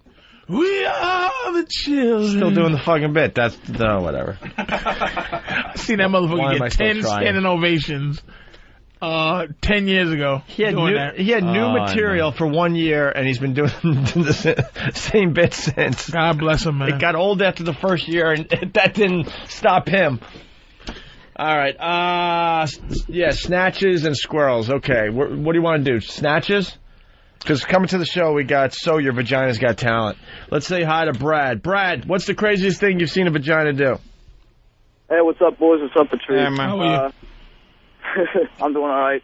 The nastiest thing I've seen out here in Korea, up north by the DMZ, they got this show where this broad will put like a roll of quarters up her stink box, and then she goes around to the tables, and she asks you how much change you want. If you say 75 cents, she pops out 3 quarters, one at a time. That's pretty fucking amazing. How the fuck did she figure that out? That's pretty amazing. Yeah. That's fucking, those pussy muscles are great, man. We just don't understand the pussy muscles. It's amazing, those things. I think the fact that it bleeds once a month on cue and then stops and it's not even a wound. It's pretty scary. The fact that nobody shoots them every month, it just bleeds for no reason. Officer 911? Someone is calling my son a fucktard noob. Is he on the dope? He's on the dope. What's a noob? Is that like a boob? Is he sexually active? Fucktard. Let's go to Xander. Xander. Hey, how's it going, boys? Hey, buddy. Hey, I dated this girl back in college who she was really stupid. I could convince her to do anything, and a friend of mine said he convinced his girlfriend to put a toothbrush up her pussy. Jeez. So I thought, the girl was a gymnast, all through high school, so we kind of tried it out, and she was able to put a toothbrush in her pussy with toothpaste, and, brush her teeth, bending over really hard. Maybe that's what they were like. Giving her a hint or something. Yeah, we're right. I think a girl would get a little angry at that. Could you put a toothbrush and toothpaste up your pussy? I don't even want to look. Let's go to Rich in Portland. Rich? Hey, what's going on, boys? Hey. Craziest thing I seen back in 90 and 91, I was in Okinawa, And I also heard a quarters trick, but she did 2 other tricks with it. She started off laid on her back and put a ping pong ball up her pussy, and you're wondering, what the hell? Boom, shoots it out like 15 feet at you. And then she does the quarters trick, and then she'll afterwards put a peeled banana up there and slice it into pieces. You get drunk Marines to catch it in her mouth. There you go. Slice a banana in the pussy? Yeah. Wow. Slice it up with their muscles. This how can you slice a banana with your muscles? Like, that's like saying you can slice it squeezing off a shit. But that's like squeezing off a shit. It's I see. You know what? I apologize for what I was getting ready to say. I don't think it's an actual slice. I'm thinking symmetrical slices. Yeah, like coins. You're like saying squishes small pieces. Okay. All right. I thought it meant slicing. Yeah. Like so you can put on cereal. Fucking Paulie garlic with the fucking razor blade in Goodfellas thin. Getting nice slices Nice out. thin slices. No, it's a mess of a slice. Well, it looks like a fucking technically it's piece of sliced shit. up.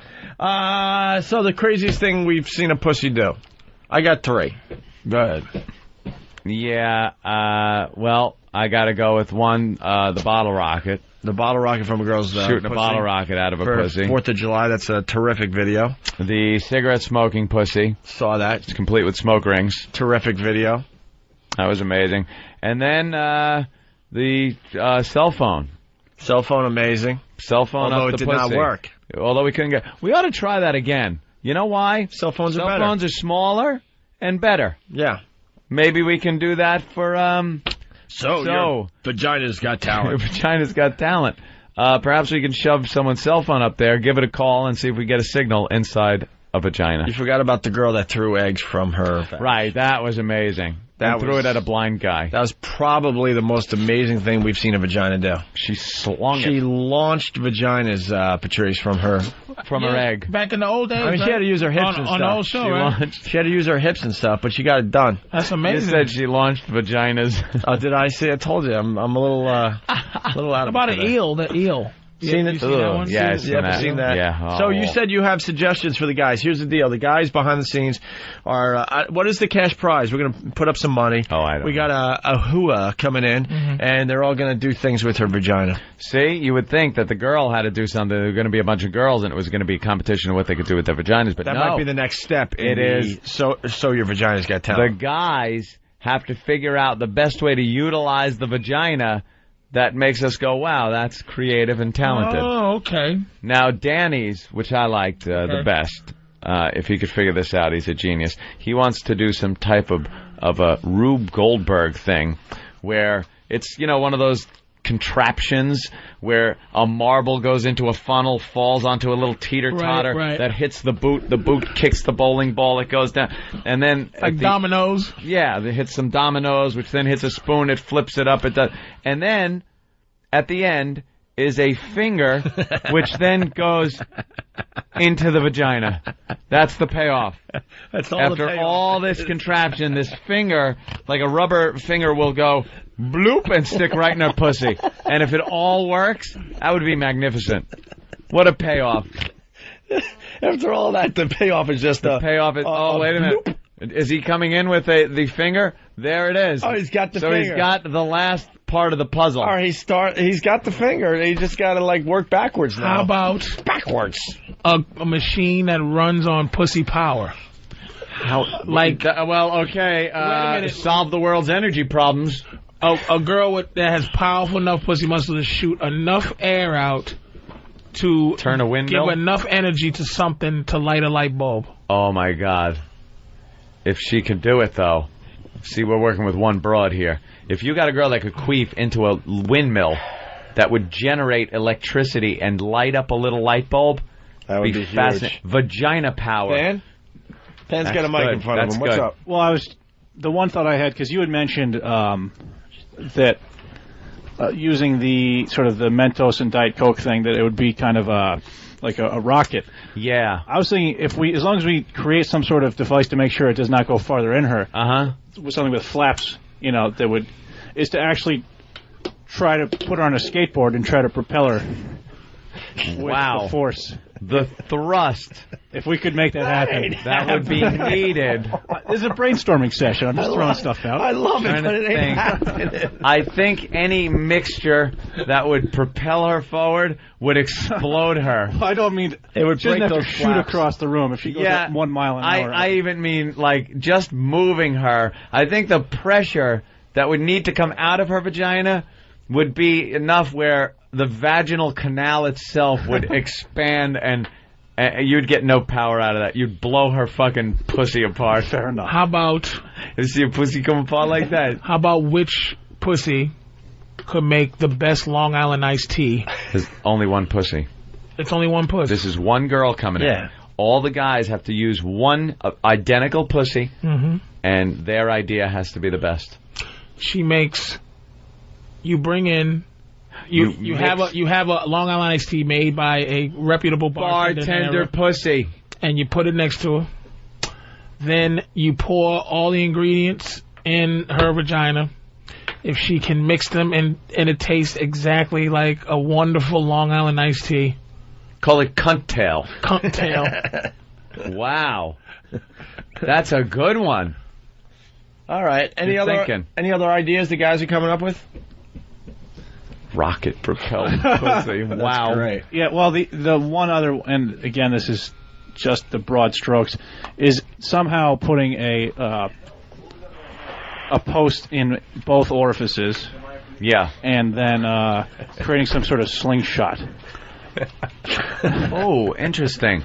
I'm not sure what the end game is there. But you stick some kind of elastic thing with two Benoit ball type things, maybe. Yeah. One up her ass, one in the pussy, which would leave a sling for something. Yeah. And then you could slap her taint with it. Yeah, we were thinking like maybe paper football. Oh, right. Holy crap. All right, well, they're thinking. They're thinking these things out. We got James Hansen from South Dakota. Have a chick shave a Hitler mustache, jam a microphone in her twat, and transmit one of Adolf's inspiring speeches from her hoo-ha while she manipulates her lips to stimulate the mouth. Oh, to simulate the Hitler mouth? Simulate, right. I said stimulate. Interesting. Stimulate the mouth. That leaves a little too much on her. Yeah. You got it. The guys have to kind of come up with it. That's why the Rube Goldberg thing is so like cool. That. All right. Well, we're working on that in the lab still. And the ass is in. Have we figured out if the ass is in play as it's small detail, not the main event? Like a sidekick to but an anchor point, a support. Yeah, sure. The supporting role. With her, I guess. It's playing a supporting role. Hey, Steve, role. when are we doing So Your Vagina's Got Talent? It's a week from this Thursday. 10 days away. 10 days out. Ideas from the staff have to be in by this Wednesday so we can get them cleared with legal and with the girl. Legal. Here's where... Oh, God. Fuck. Why are we clearing it with legal? Everything has to get cleared with legal now because of the Wii thing. That was the phone call I got. How about we take a Wii controller and we've already talked about ass. What? They have to bowl. She's got to bowl with her pussy using a Wii controller. I want to get two of them in and have them play each other in tennis. That would be cool. Pussy tennis with the Wii controller. All right, where are we with the squirrels? Well, we want to eat squirrels there, Patrice. Well, we Sounds don't. delicious, and a lot of people eat squirrels. I don't. A lot of people do eat squirrels. Shut up. This How do came you know from that? the band.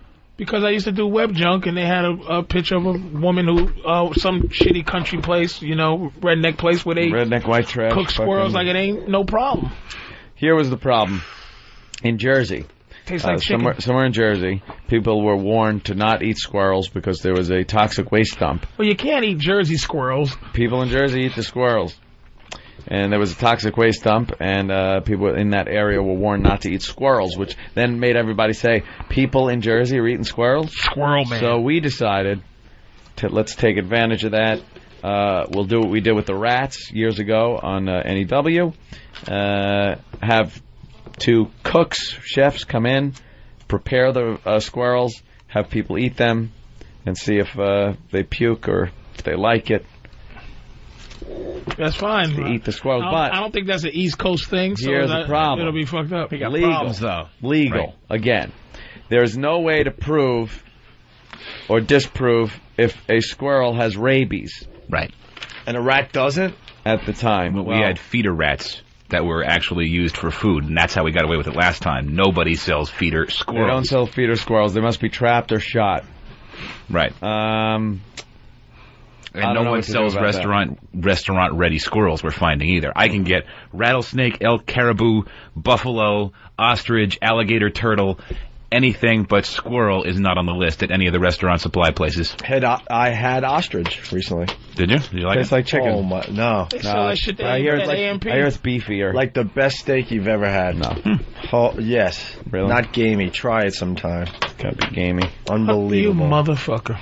What happened? Just enjoying ostrich. Big fucking you got nothing else to do regal with your animal. No, it's a May Brown. What other exotic animals can you murder? May Brown's Jericho Turnpike in Huntington area where my sis works every once in a while. Ever eat tiger taint? It's delicious. Tiger taint. They gotta fucking take it out with a core sampler. And then they just leave the rest of the tiger to limp around in pain until it dies. Oh, God. Or it grows back its taint so you can take some more. Yeah, you can farm the taint, but the poachers just take it and leave the tiger to die. A little known fact about tigers, their taint grows back, so they just continually follow tigers around and take their taint. Delicacy. Baby seal eyes. Baby seal eyes. It's a delicacy.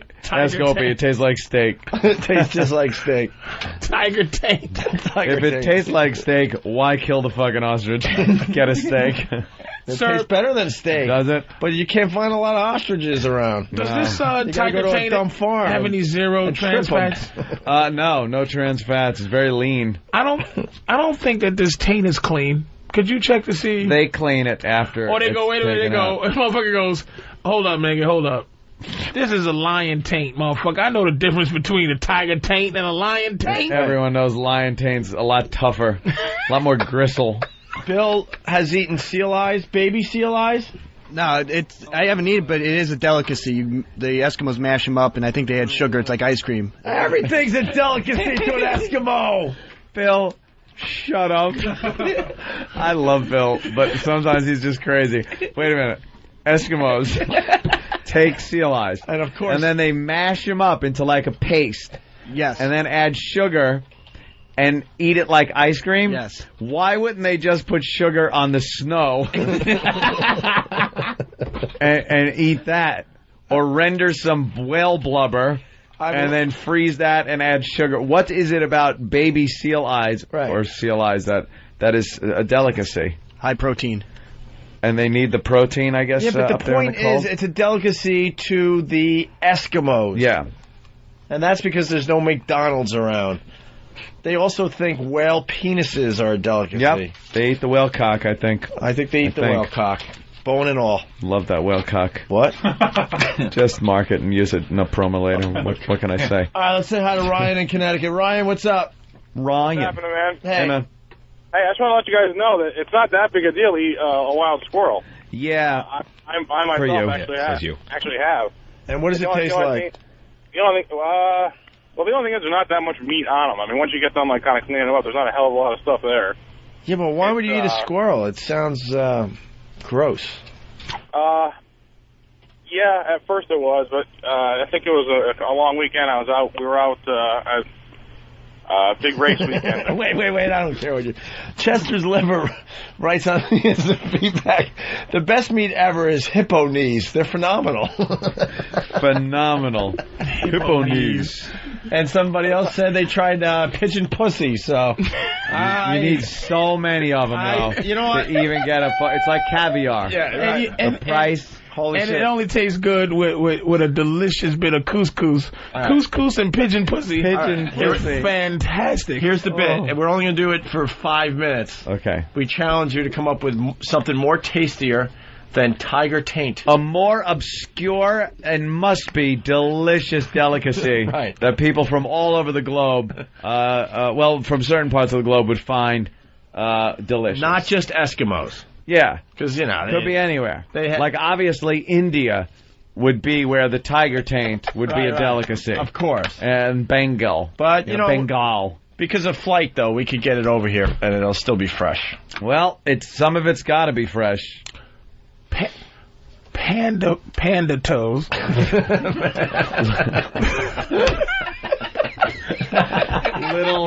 Little panda toes. And is that like a meal, or do you just snack on them while you watch television? It's kind of like a frog leg. It's a gristle, almost like oxtails. Yeah. Which is actually an actual delicacy. I picture panda toes on a bar somewhere as just little munchies while you watch the game and having a beer. No way. That's fucking delicacy, man. That is delicacy. Yeah, panda toes. Panda toes. Not easy to get. Special sauce. Deep fried. Truffles. That's a $50 What kind appetizer. of sauce? Maybe a little buffalo wing sauce on the side. Little something light to not take away from the flavor. Do you need the hot sauce or no? Yeah, you need a little sauce. Or maybe a little ranch dressing. Little ranch. How about owl scalp? Like you fry them like potato chips. Fried owl scalp. Owl scalp. And then you fry them up like potato chips. And they're crunchy. Crunchy fried owl scalps. I told you. That almost sounds good. All right, Patrice. That's a delicacy in the Northwest. Patrice can make things sound really delicious. That did sound good. As you think of another one there, Patrice, Luke in Texas. Luke, what's up? Hey, what's up, man? I was going to ask Bill, where the fuck does an Eskimo get sugar from? All right, Bill, where do the Eskimos get sugar? Yeah, Bill? I don't fucking know. Cuba? Oh, okay. Cuba. Where we all get sugar, right? That's true, Bill. From the Alaskan sugar fields. And then I was going to also ask, offer midget fingers, the delicious midget fingers. Can't eat human, that's cannibalism. Yeah, come on. Let's keep it to animals there, sir. Although midgets are barely human. I'm getting one here. Armadillo armpits. Very, very rare, very hard to get. Everything else is hard, like armor on them. But if you ever turn an armadillo over, they're soft. You would think the belly is the tastiest part, but the armpits of an armadillo. You got. What you have to do is. And how would it be prepared? Well, I think like a scallop. But you got to get it off the armadillo itself. I envision an ice cream scooper. Yeah, like a very sharp scooper. So it comes out, and then you use it like a scallop. You would like a sea scallop. And you plop it down on your plate like sorbet. Yeah, whap. Good stuff. Armadillo armpit. Flamingo calves. They're, again, very rare because there's really nothing there. There's nothing there. Just a thin strip of meat pulled off like string cheese. Most people don't know these delicacies, but they're wonderful. We got T-Bone. T-Bone! Hey, what about the ever popular penguin penis poppers? You can only get them in the wintertime. On the penguin, of course. Yes, of course. But these are delicacies, man. Penguin poppers, penis, you gotta murder a penguin just for the penis. It's just wrong. Yeah, see, this is the deal, too. When you get these delicacies from the animal, the rest of the animal is completely wasted. Useless. It just lays there and rots away. It's just wrong. Because you gotta get it fresh. Hey, we got one from Shady Rudy from RonFez.net. Piranha prostate from Brazil. Just the littlest tiny prostate. That would have to again be like some type of delicacy, like caviar, where it's just harvested and. Here's another one coming in. How about koala Achilles? You just snip them out. He just snipped the Achilles. And you leave them there dragging themselves back into the outback. Fried koala Achilles. And they're like French fries, I bet. Oh, my God. Because they'd be little strips.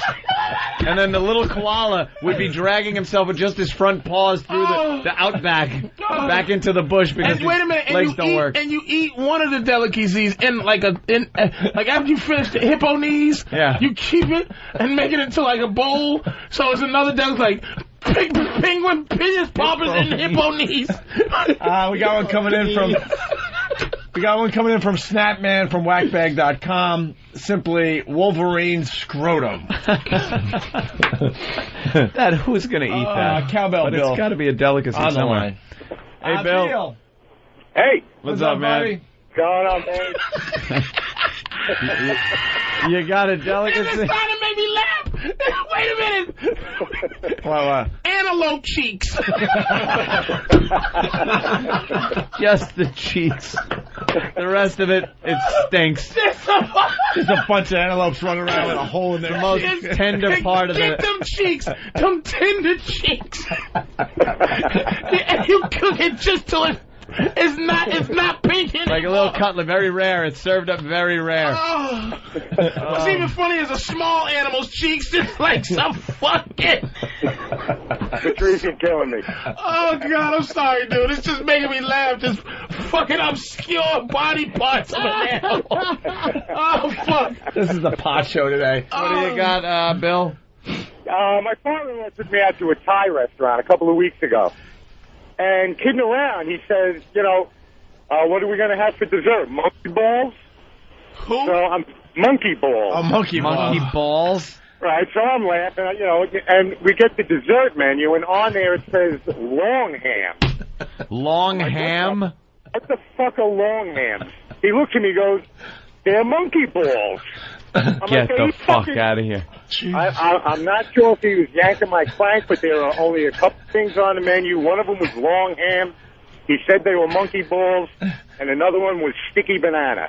Sticky banana, yeah. I said, you gotta fucking be kidding me. I'm gonna get monkey balls and sticky banana. I don't want to know what the fuck that is. All right. I don't know if you remember. It was about 10, 12 years ago. We were at that Japanese place. Yeah. Right? They had California roll, different kinds of rolls. Do you remember one that was called out of cunt roll? Oh, yeah, out of cunt roll.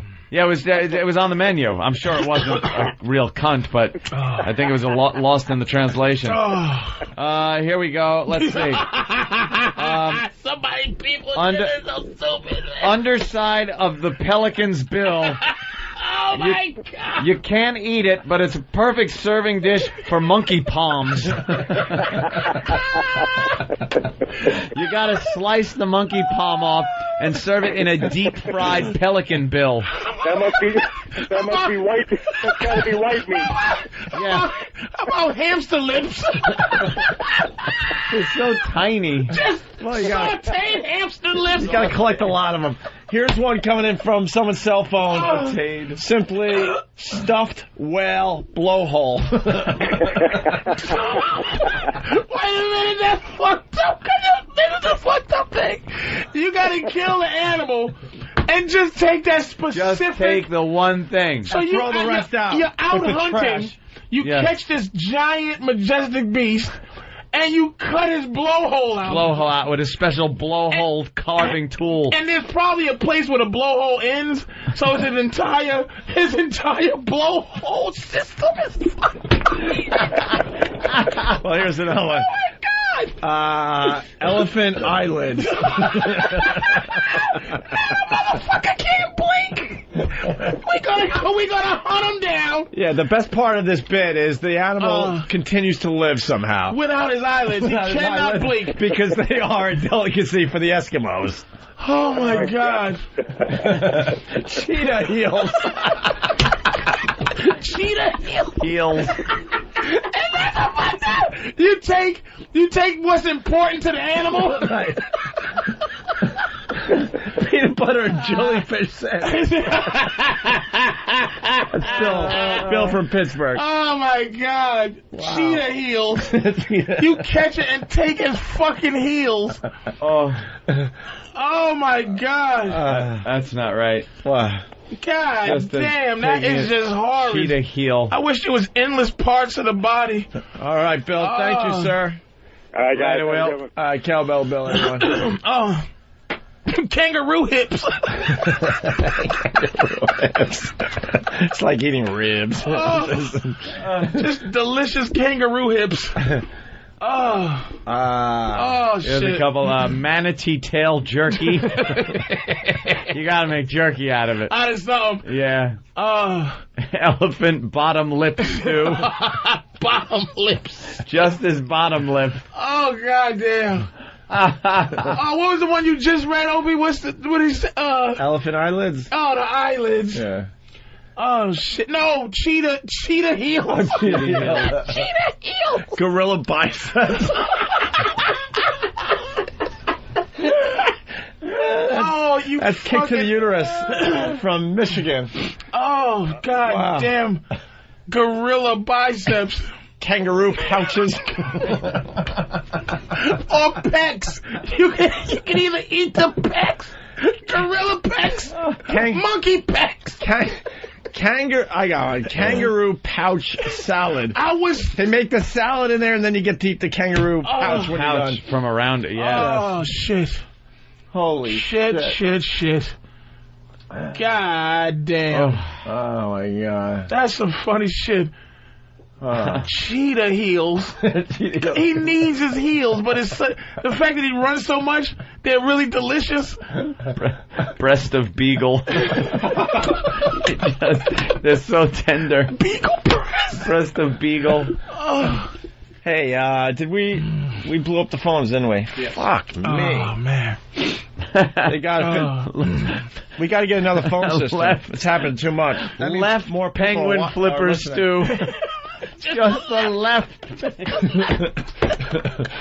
Just the left. That's what makes it so fucked up.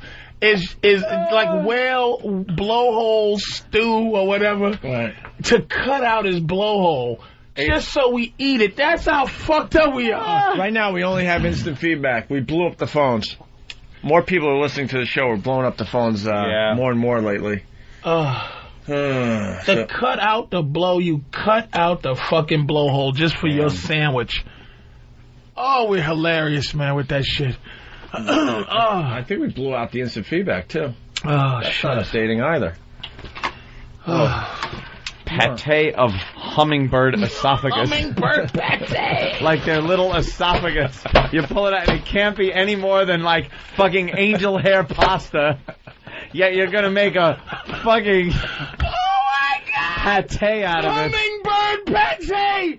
You have to go out and catch that little motherfucker while it's flapping his wings and pull his little esophagus out. And catch him and make it pate. Oh, hummingbird pate. Wow. Oh, how about eagle throat?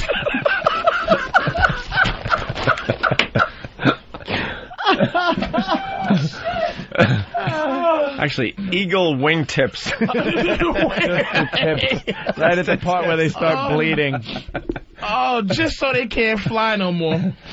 Wow, we blew up the instant feedback. Yeah, everything people really...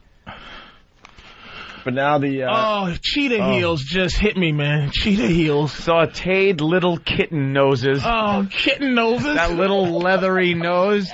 That's why you have to saute it so it tenders them up. It's almost like chicken. It's like the inside of the turkey. Yeah, Kitten noses. Kitten nose. It can be a little dry, but some butter, some thyme. Oh, it's gotta be good though.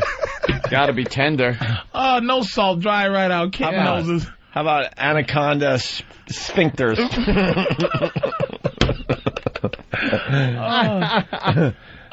My favorite. Hey, the phones are working again. Cheetah heels. Yeah, Cheetah heels. Me. Cheetah heels that got me, man. The award today. Oh my God. Jamie, what's up? Hey, what's up, guys? How about some condor tongue? Condor tongue? Tongue. Or cunt, whatever. He's heating up right now. Fred in Brooklyn. Fred, what's up? Yo, platypus, Bill. Just like when fucking Bugs Bunny blows the bill off a Daffy Duck. Fucking platypus. Yeah, that's a rare animal. Platypus chips. Hard to get. Platypus. Let's go to Ben. Hummingbird pate is very close to. Hummingbird pate. Holy shit. Like they're so little. You need something little. Just a tender pate. Like that. Hummingbird pate. You know how expensive something like parakeet retina... Just like parakeet retina... What do you make out of it? A goulash. Oh, some recipe with parakeet retina. That just takes tens of thousands of parakeet retinas. How about leopard spot stew. Leopard Just the spots. spots. Just Again, cut his using spots. a fucking little coring thing like an apple corer. And you just take the parts where the spots are. Oh, my God. And leave this holy fucking pained leopard And the with way no you spots cook it is left. like this iron pan specially made for leopard spots. just made for and leopard it looked like spots. like the eggshell thing. It just fits right.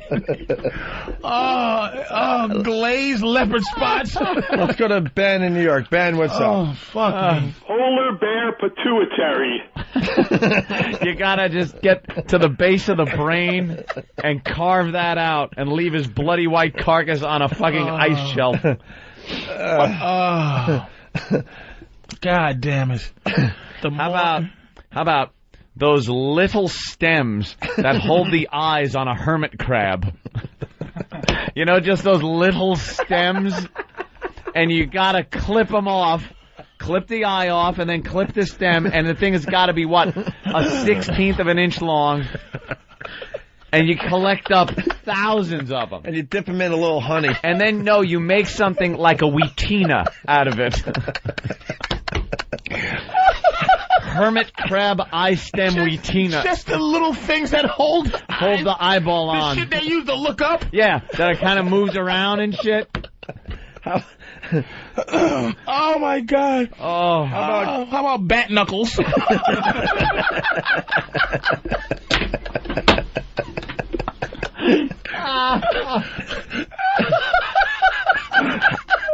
How about great white shark lower jaw bones? Oh, delicacy. But it's only the lower jaw bones. Oh, shit. That shit. I couldn't even get enough of that. I can't. Because pituitary. After somebody says something, you think of the next parts of the body. Now you think of spine. Yeah. And you think of, you know, the back. Hello. What's up, guys? Hey, what do you got? Snake hip broth. Where is there? There's no How about hedgehog knuckle poppers? Hedgehog. Dude, this bit, it is so stupid, but it blew up everything. It's this stuff. Look, the instant feedback doesn't work. The phones are barely working. Either that or everyone said, this is so stupid, I gotta go listen to something else. Oh my God. This has truly been the pot show. Oh, shit, the fucking... I know there's just a couple more here. Vulture hamstrings. Cheetah heels. Cheetah heels. It just says such an evil thing because they need their heels. Like, to take them away You took from away the fastest animal on Earth's and just heels. take his heels. Cheetah heels. It's so bad. wrong. And whale blowhole Yeah. doesn't slide as good as cheetah heels in your mouth. But the idea of taking the motherfucker's blowhole. That's like a big roast, too. You know, that would be a big fucking meal. Blowhole roast. Yeah. Blowhole roast. How would you cook them? A little garlic sauce. Because you got to take the meat around the blowhole, because the blowhole's just a hole. So you need another coring tool that can really rip out what amounts to about a good 6 inches of meat from around the hole and go down about, what, 1.5 feet? And then you pop the blowhole out. That's what eggs and breadcrumbs make blowhole loaf. And then you could stuff it with other cool shit. Yeah, you just like stuff it with fucking like rhino face. Rhino face. You just cut that mouth off of the rhino that kind of looks like a beak. Oh shit! Oh my God! The meat that holds crab's eyes up. Fuck the crab meat. So little. Just if I would listen, I'm not abusive to animals, but I love to eat the meat that holds crab's eyes up. If I could take that and not take his eyes, I would. What do you want me to fucking do?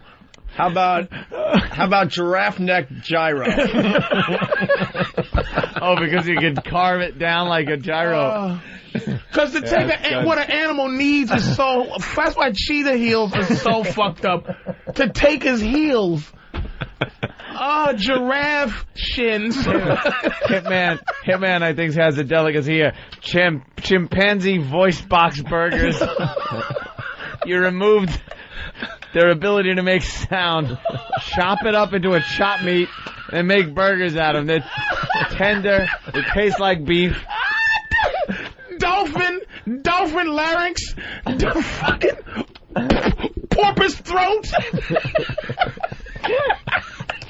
I'm gonna eat a male dolphin's Adam's apple. Oh, God damn. Oh, is that horrible? Killer whale stomach. Just the white part. You can have the black part. I want that tender white stomach. The belly. Belly. Oh, killer whale belly. Owl pupils. Just to eat what an animal needs to survive. Because it's a delicacy. Right. They need their eyes, owl eyes. Oh, I know. Oh, my God. Fucking cheetah heels, man. It's just so wrong. Deep fried lynx eardrums. Again, like a chip. Oh, just fried eardrums. It's just so fucked up. Oh, God damn it. Coyote nose tips. Elephant inner thigh moose.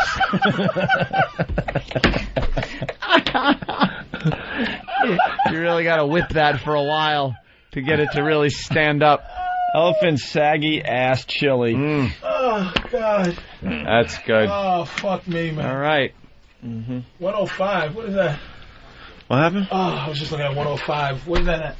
What? 105.9. Oh, that's WCKG, Chicago. Oh, okay. Buffalo chin. Just that hairy chin. They can actually mold it into a handle. And he dies because he can't hold his face up no more. You took the only thing that the buffalo uses to hold his face up. You motherfuckers, you. Oh, you bastards. Oh, you bastards. Took his face. Camel hump guacamole. I think people do eat camel hump, don't they? Make it into a guacamole. Oh, they're all delicacies. Delica's delicious. Anteater snout meringue. I can't get enough. Oh, shit. It's so wrong. People find, thank you, Bill, it's so for your wrong. seal eye fucking ice cream. So wrong. Delicacy. Yeah. Baby seal eyes. That's great. Yeah, a lot of people going for the eyelids and the whooping crane hip joint cartilage. Would you mix that up? Poached parrot feet.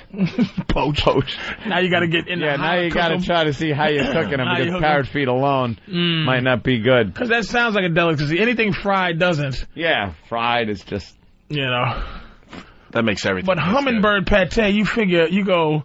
At some point, somebody ate a hummingbird. Yeah. They caught it and fried it just to see what a hummingbird tastes like. Lemur paw flan. Lemur. Flan. The lemur paw. Very tender, those little animals. Oh, my head hurts, man. I need to take a break. That was very funny. Shit. Let the phones recover. I don't know, man. They're dead. Oh, man. Instant feedback just destroyed everything. Everyone had an idea. Nothing could update fast enough for our system. Oh, shit. That's good news. That means people do they have listening to reboot this crap. I don't know what they got to do. We'll step aside, figure it all out. Well, Patrice has decided that the whale blowhole is the worst. Oh, my God. It's the worst morally. It's so wrong, man. Close to cheetah heels. Because cheetah's very majestic. Cheetah heel needs the hummingbird pate. Hummingbird pate is just pompous. Because we have now we're getting not only the foods but the scenarios.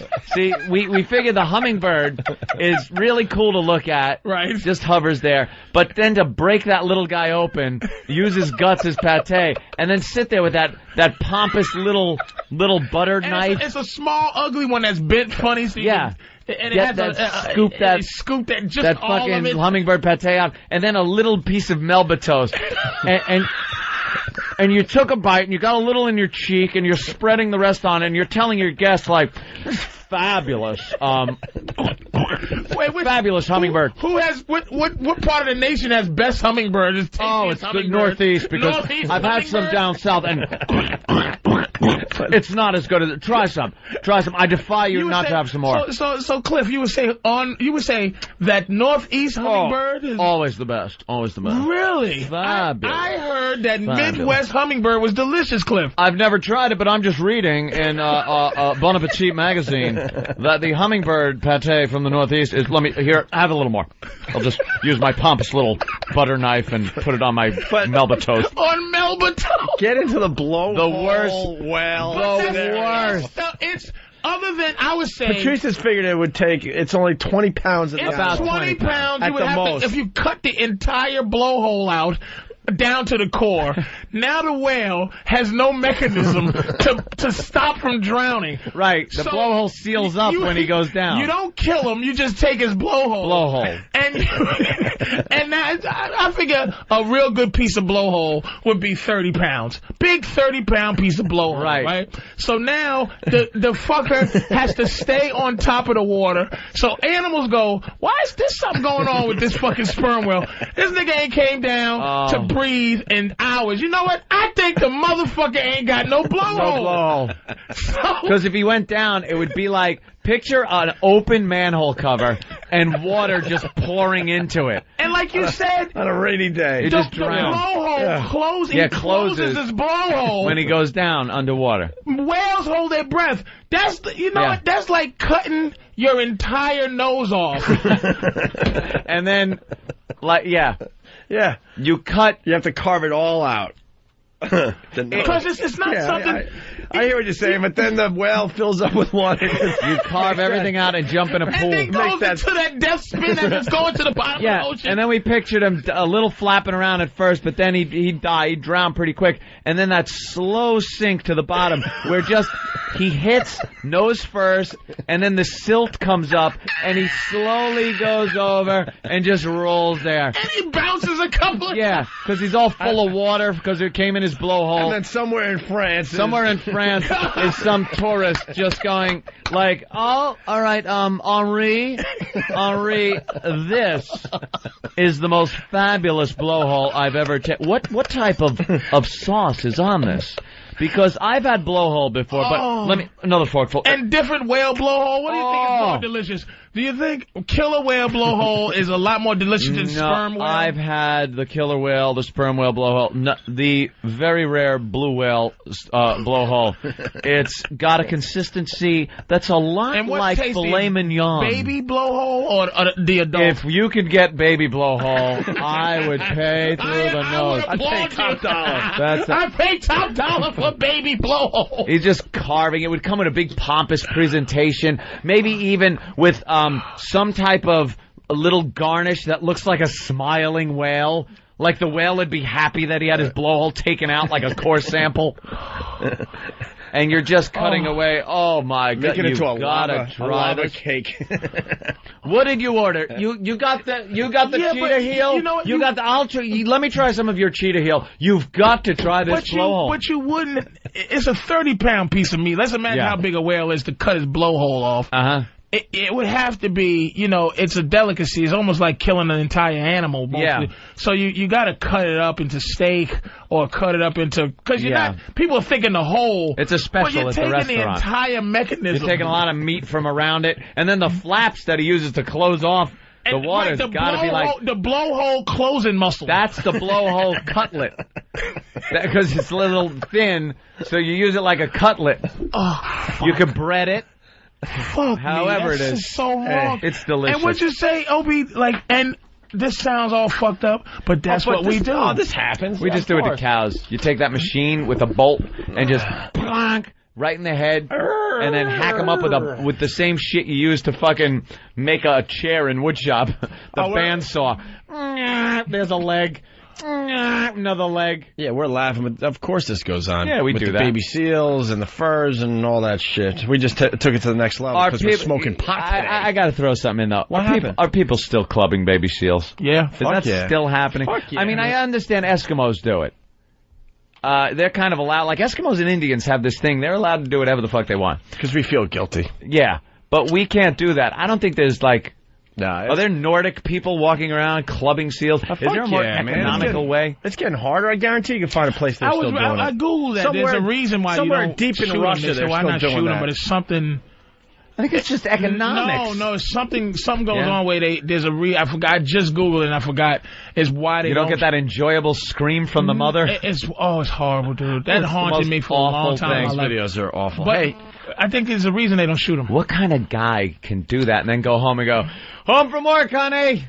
Yeah. Where are the kids? Come here, dear. Let me wash the blood off my hands first before I say hi to the little baby kids. seal blood all over me. So what's for dinner? And just to take it, those big black eyes look up at you with the pure white fur, and all you think of is, let me take this club and I'm gonna smash this motherfucker's skull right the fuck in. Hey, can we change gears?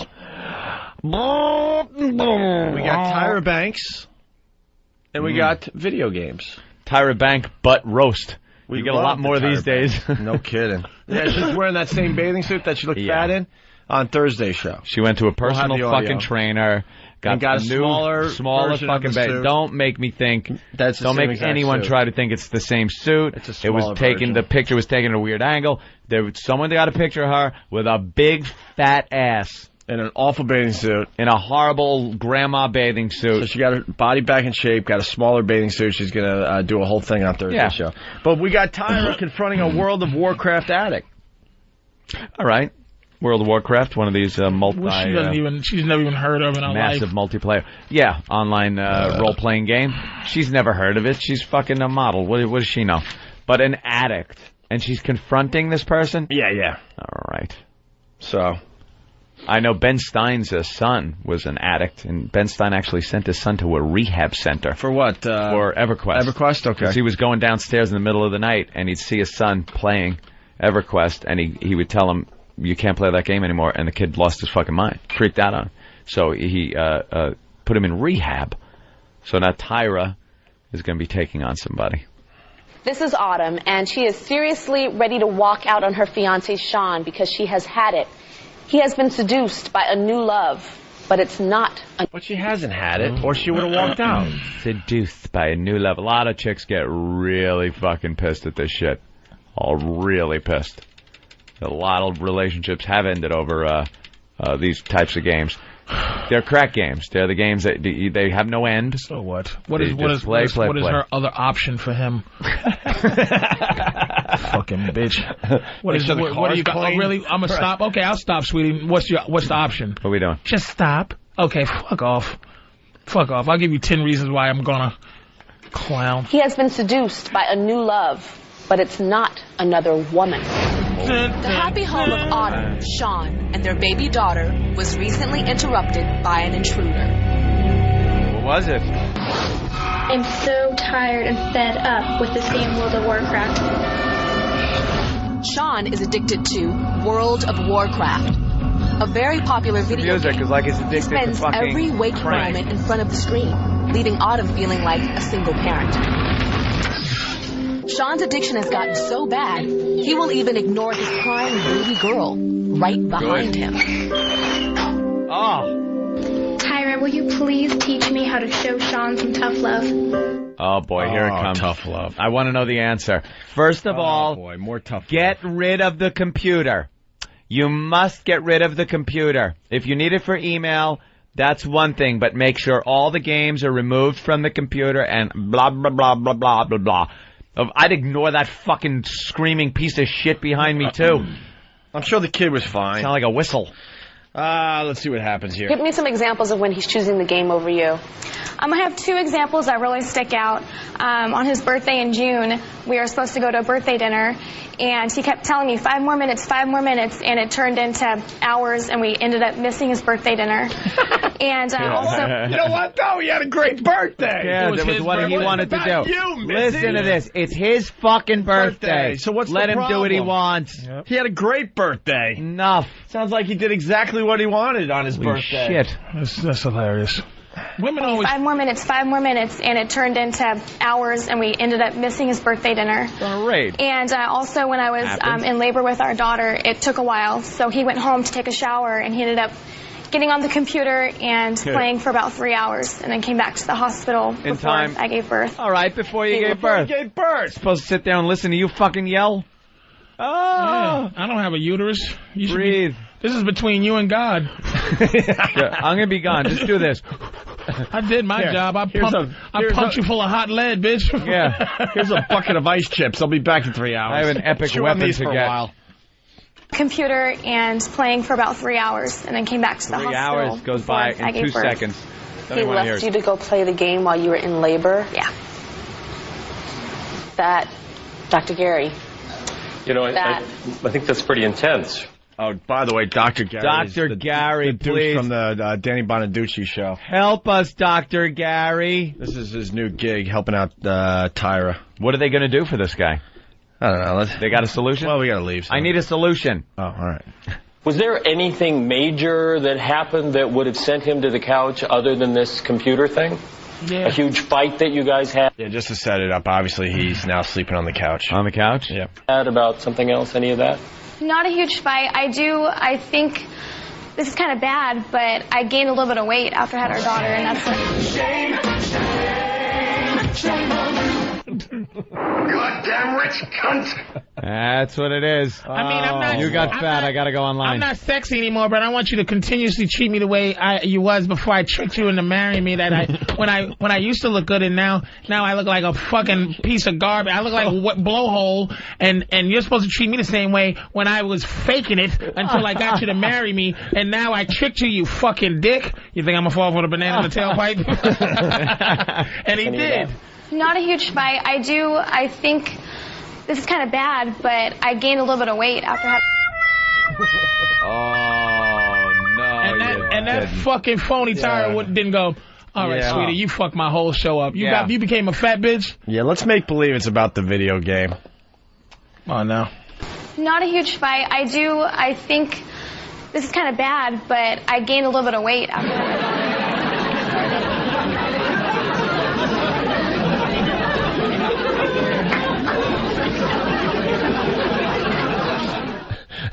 I would have said, we'll be back after this message. Remove her. Remove her. What's your name, fat body? I think this is kind of bad, but I gained a little bit of weight after I had our daughter, and that's when it kind of started, and I think that has something to do with it. Oh, shit. That's how I feel. I hate that because women always say that it's the weight and it's us, and that's not what it's about. You're a beautiful woman. Shut up. It is sometimes, you dumb fuck. Oh, stupid Tyra. You know something? Psychology let me for dummies. If you marry a woman who is fat, that's fine. That's what you're into. She comes fat. She comes fat. You marry a girl that is skinny and she gets fat, that is not... You're still beautiful. It does... No. Unacceptable. The guy... Well, now you are increasing the odds tenfold that guy is going to go out and start fucking somebody. Because he's into skinny chicks. And he got you because you were fucking too thin. And that's what we're inclined to do anyway. We're inclined to get new pussy. So these women, she has to compete with other women. She can't be up there fucking deciding that she's gonna that love keeps us together. Men don't even love is almost when guys fall in love, it really is the end of our passion. We're more passionate in like stage, where we like them. Love is fucking no. You know what I'm saying? Because that's all we got left. So you gotta have a bitch that keeps that sex appeal going, man. You can't fucking have a woman that... Because there's some fat girls out there that carry it sexy. Because they're fat. They've been fat their whole life. I look good. Exactly. But some skinny bitch who has to figure out how to be a fat bitch now? No. And she's mad that she got to go to Lane Bryant and all these fat stores? And the husband... Not good. You think the husband... Here it is. If you marry a skinny broad, and not bone skinny or anything, just a normal average weight for height girl... If you marry her and she gets fucking fat, your man is embarrassed to take you out. He's embarrassed to take you out in front of his friends because they look and go like, all the guy's thinking is, you know, when he sees a guy, one of his friends with a hot girl or something is, I remember when, you know, I remember those days. And we're very superficial. Yeah. I mean, see, guys are superficial. These fucking girl shows and all this girl power shit, the women are always mad at us for being how we are. You know what I mean? And just because I'm telling you I'm inclined to fuck a bunch of different women, that doesn't mean I do it. It just means I'm inclined to do it, and not doing it is a chore. You're mad at me because I'm telling you it's difficult not to cheat, difficult not to have 3 or 4 girls on the side. Don't get mad at me because it's fucking, it is what it is. Work with me. You know, work the fuck with me. Patrice is the shark. And someone is getting mad that the shark is biting things. That's what I say. It is that's the animal we are. It's like, stop doing that, but I'm a shark. Like, here's the thing. I always say like this. If you had a dog that you love, and you ask a bitch this, you had a dog you love? And they go, yeah. Did it love you? Yeah. Well, how the fuck do you know? Did you bother it and make it say I love you every 5 fucking minutes? Gave me kisses. No. It just existed and did what it did. This motherfucker, you know why he loves you? You continue to be around him, you funky fat girl. Let him play his goddamn game. More of this on Saturday night.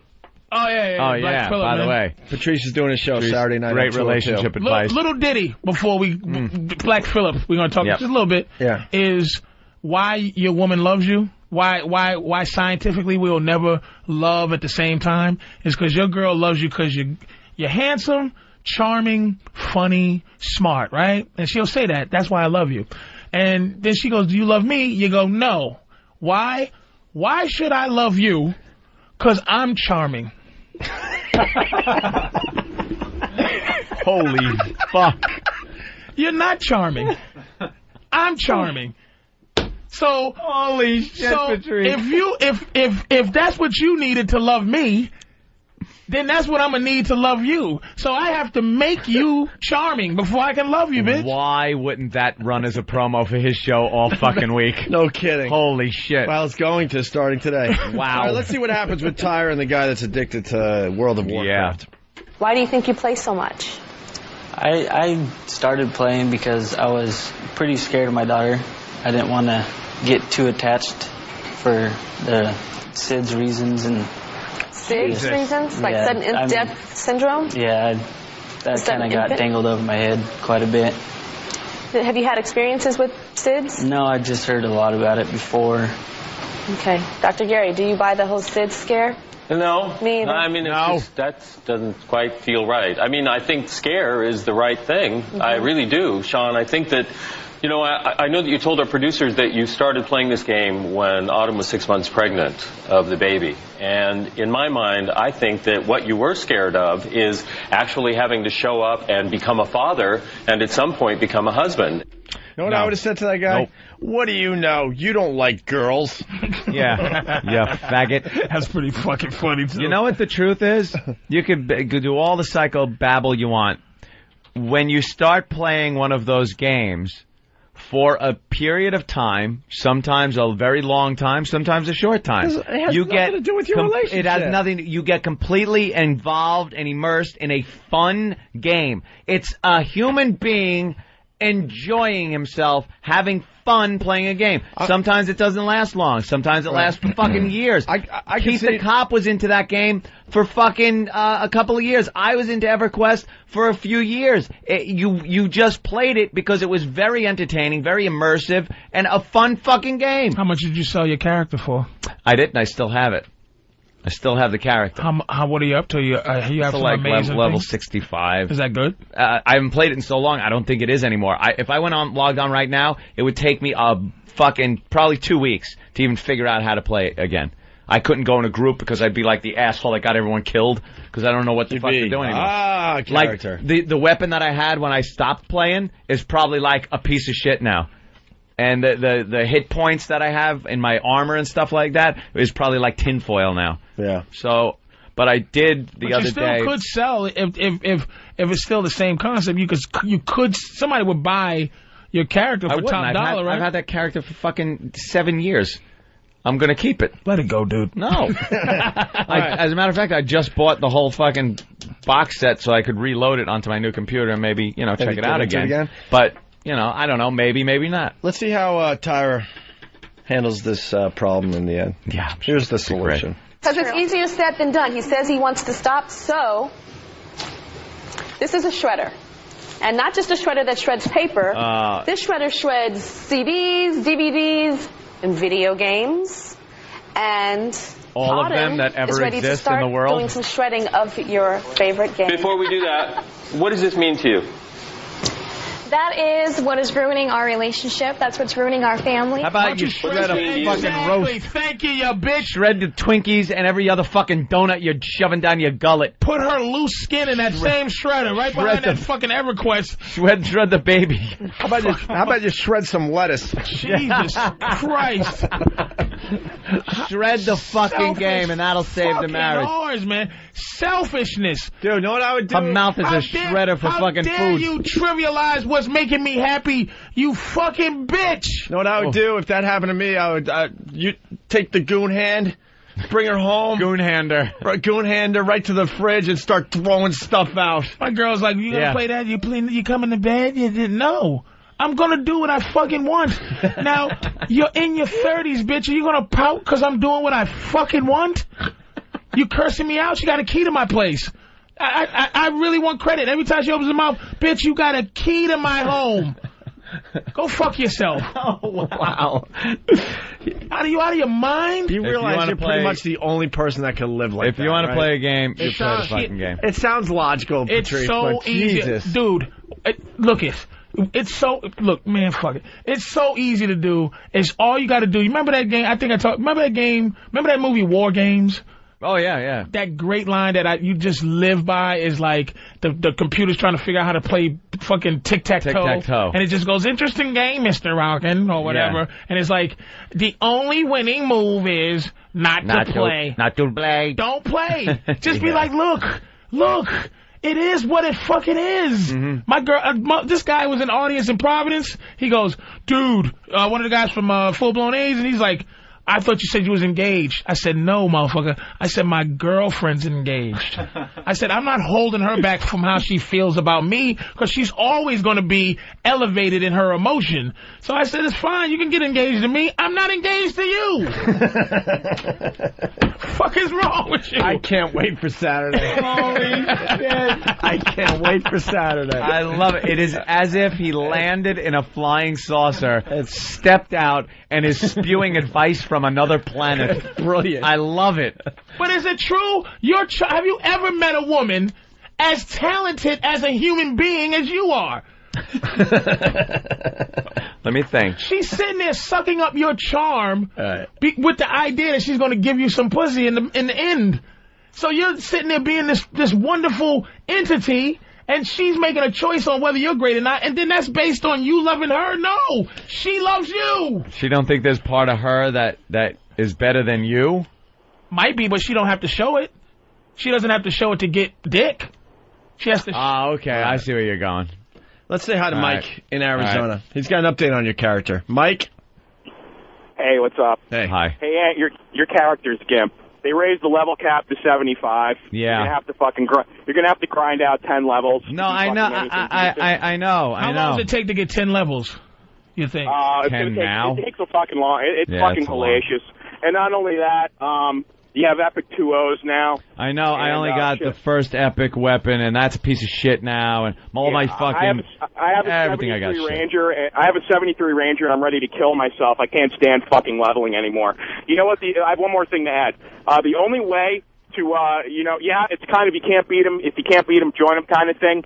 You got to get the fucking girl to play the fucking game. That's the only way. Otherwise, they'll fucking leave you. Wait, out. Look. Can you? Okay, if I start now. Yeah. 65. How long did it take for you to get 65? It took a year. Yeah. It took years. It took years? I didn't play. But isn't it still valuable? I didn't play like a madman. It's still valuable if I don't want to come in at 1, do I? Yeah, but no. You could get... I could power level you to 65 in probably a month. Yeah. But, because I have access to the right characters. But, I mean, if you were to play and not know one fucking person on the server, it would take you fucking years. I used to 3-box. I play with 3 fucking computers and make my own group and play all the characters at the same time. What's the like I was asking you today, myself. What happens to keep you on it? Like the excitement of it. What's the action part of it? Leveling up. getting new spells, gear, getting new weapons, getting new gear. Yeah, that's keeps you on. Progressing through the expansion, stuff like that. Yeah. Wow. And then they put expansions out. They keep pumping expansions out, which gives you new places to go. Actually, the 13th expansion's coming out next month. Yep, next month. All right, thank you, sir. All right. That was a fucking game. Jeez. When that first came out, there weren't even any expansions when I first saw it. And I'll tell you, we were at NEW, I was watching TV in the office, and they showed this game, and I'm like, what the fuck is that? And went right to the store and bought it. That was it. I was on that motherfucker like forever, just leveling, getting Why'd you killed. give up? Yeah, I didn't give up. I just slowly stopped playing it. Over time. Something else. Got different games. Got bored. You get bored after a while too, because then you realize, I wanted to get to fucking wait till I get to level 20. The fucking shit on that I could get, I'm gonna kick ass. And you get to level 20, and you realize, wait till I get to 30. Now I'm gonna get the best shit. You're never at a level where you go, I fucking rule. Jesus. It's always just some other fucking thing you gotta do. All right, let's see what happens here. With the this is still timer? Oh, shit. By the way, you can play the game without the disc in it. That's you don't need the disc to play the fucking game. Here. This means nothing, what she's about to do. Favorite game. Before we do that, what does this mean to you? That is what is ruining our relationship. That's what's ruining our family. What's this mean to you? Nothing now. No, what does it really mean? Oh, it's rolling. It's okay. It was an escape for a while. It is an escape. Yeah. Still. So this is your friend that's kind of, kept you company for a long time and distracted you and taken you away from your real life, has welcomed you into the artificial world of Warcraft. That's not a friend to me. Wow. Yeah. I'm very impressed. So you're saying goodbye. Goodbye. Autumn.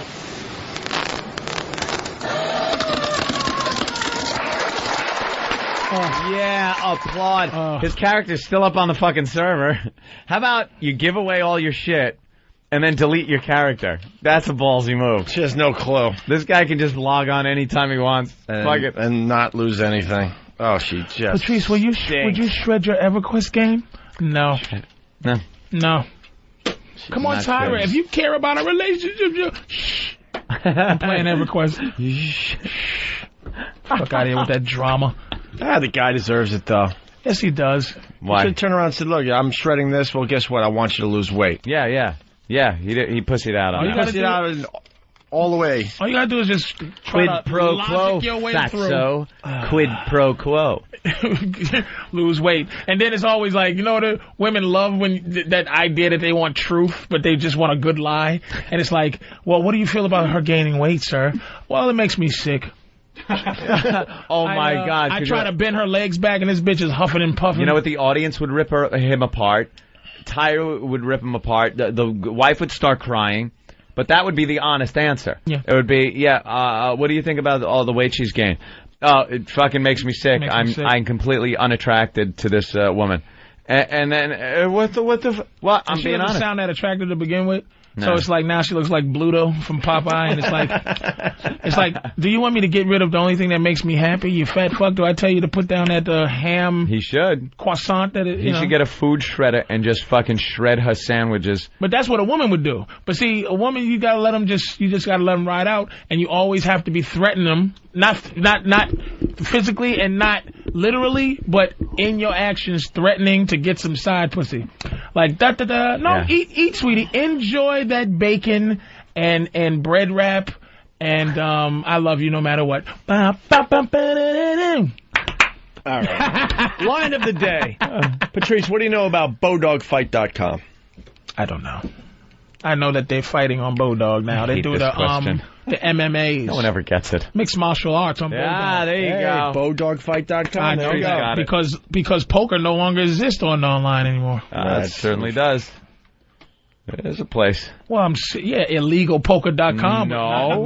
Illegalpoker.com. Shouldn't be playing the shit.com, motherfucker, yeah. The government is watching you.com. Yeah. Just playing. Taking your life in your own hands.com. Fun shit. Mafia.com. That's where he's playing. Organizedcrime.com. Right. Breakyourfuckinglegs.com. Here is the runner-up line of the day. Winnie, what's up? Make it fast, will you? Okay, I just want to know, is mugging a sport? Mugging. Why? Mugging somebody. Well, Yeah, that's, let's see. It's a guy, and he's in direct competition with somebody else. And there's a valuable prize at the end. Well, Winnie, if you're going to go that far, you might as well go all the way. Then rape's a sport. Rape would be a sport. Let's be honest here. It truly is. Ooh, By the rules. I got one. Rape's a sport was good, man. According to the rules. Patrice, Saturday night. Yep, Black Phillip, 9 to 12, I think. And I think you're going to be in for Jimmy on Friday. Yeah, okay, yeah. Jimmy's like all over the country for the next 8 weeks or so. So is that fucking like camera phone footage in the middle of a war? Like I'm watching the news. There are battlefields. Now the news would be embedded with certain things, but you wouldn't really see a battle like that going on. Now with camera phones and shit, that was just a fucking hillside battle going on. Or a cookout in Iraq. And you're like, here, one or the other. And you just hold up your phone, and there it is. It's fucking life or death battle. Let Barbaro just die. What are they doing? They're trying to keep this horse alive. Since Barbaro hoof flambe. Save his hoof, because I'm hungry. Save his hoof. Remember this went as down a serving dish for his fucking ankle How long meat. ago? Last May? Yeah. And they're still trying to save this He's horse. done. And now they had another risky operation. Just let the horse go. Pump as much jizz out of him as you can and freeze it. Because that's got to be what they're keeping him alive for. That's the only reason they're keeping him alive. Jack that horse off 24/7. All right, BowDogFight.com sponsors. We got everything. We're all right, Steve? Yeah, I did it again.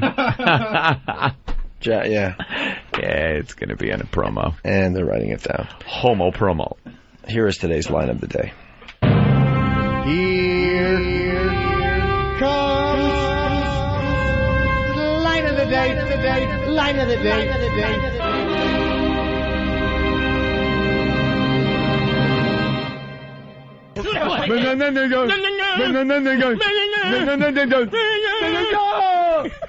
Mamma mia, mamma mia.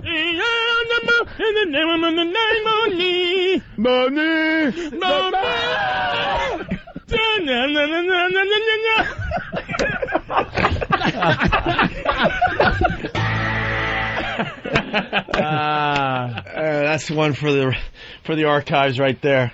That could be the best bit of the year when it's all said and done. Damn. Hot movies, yeah. What's this? I'm done. What's this about, Steve? I'm done.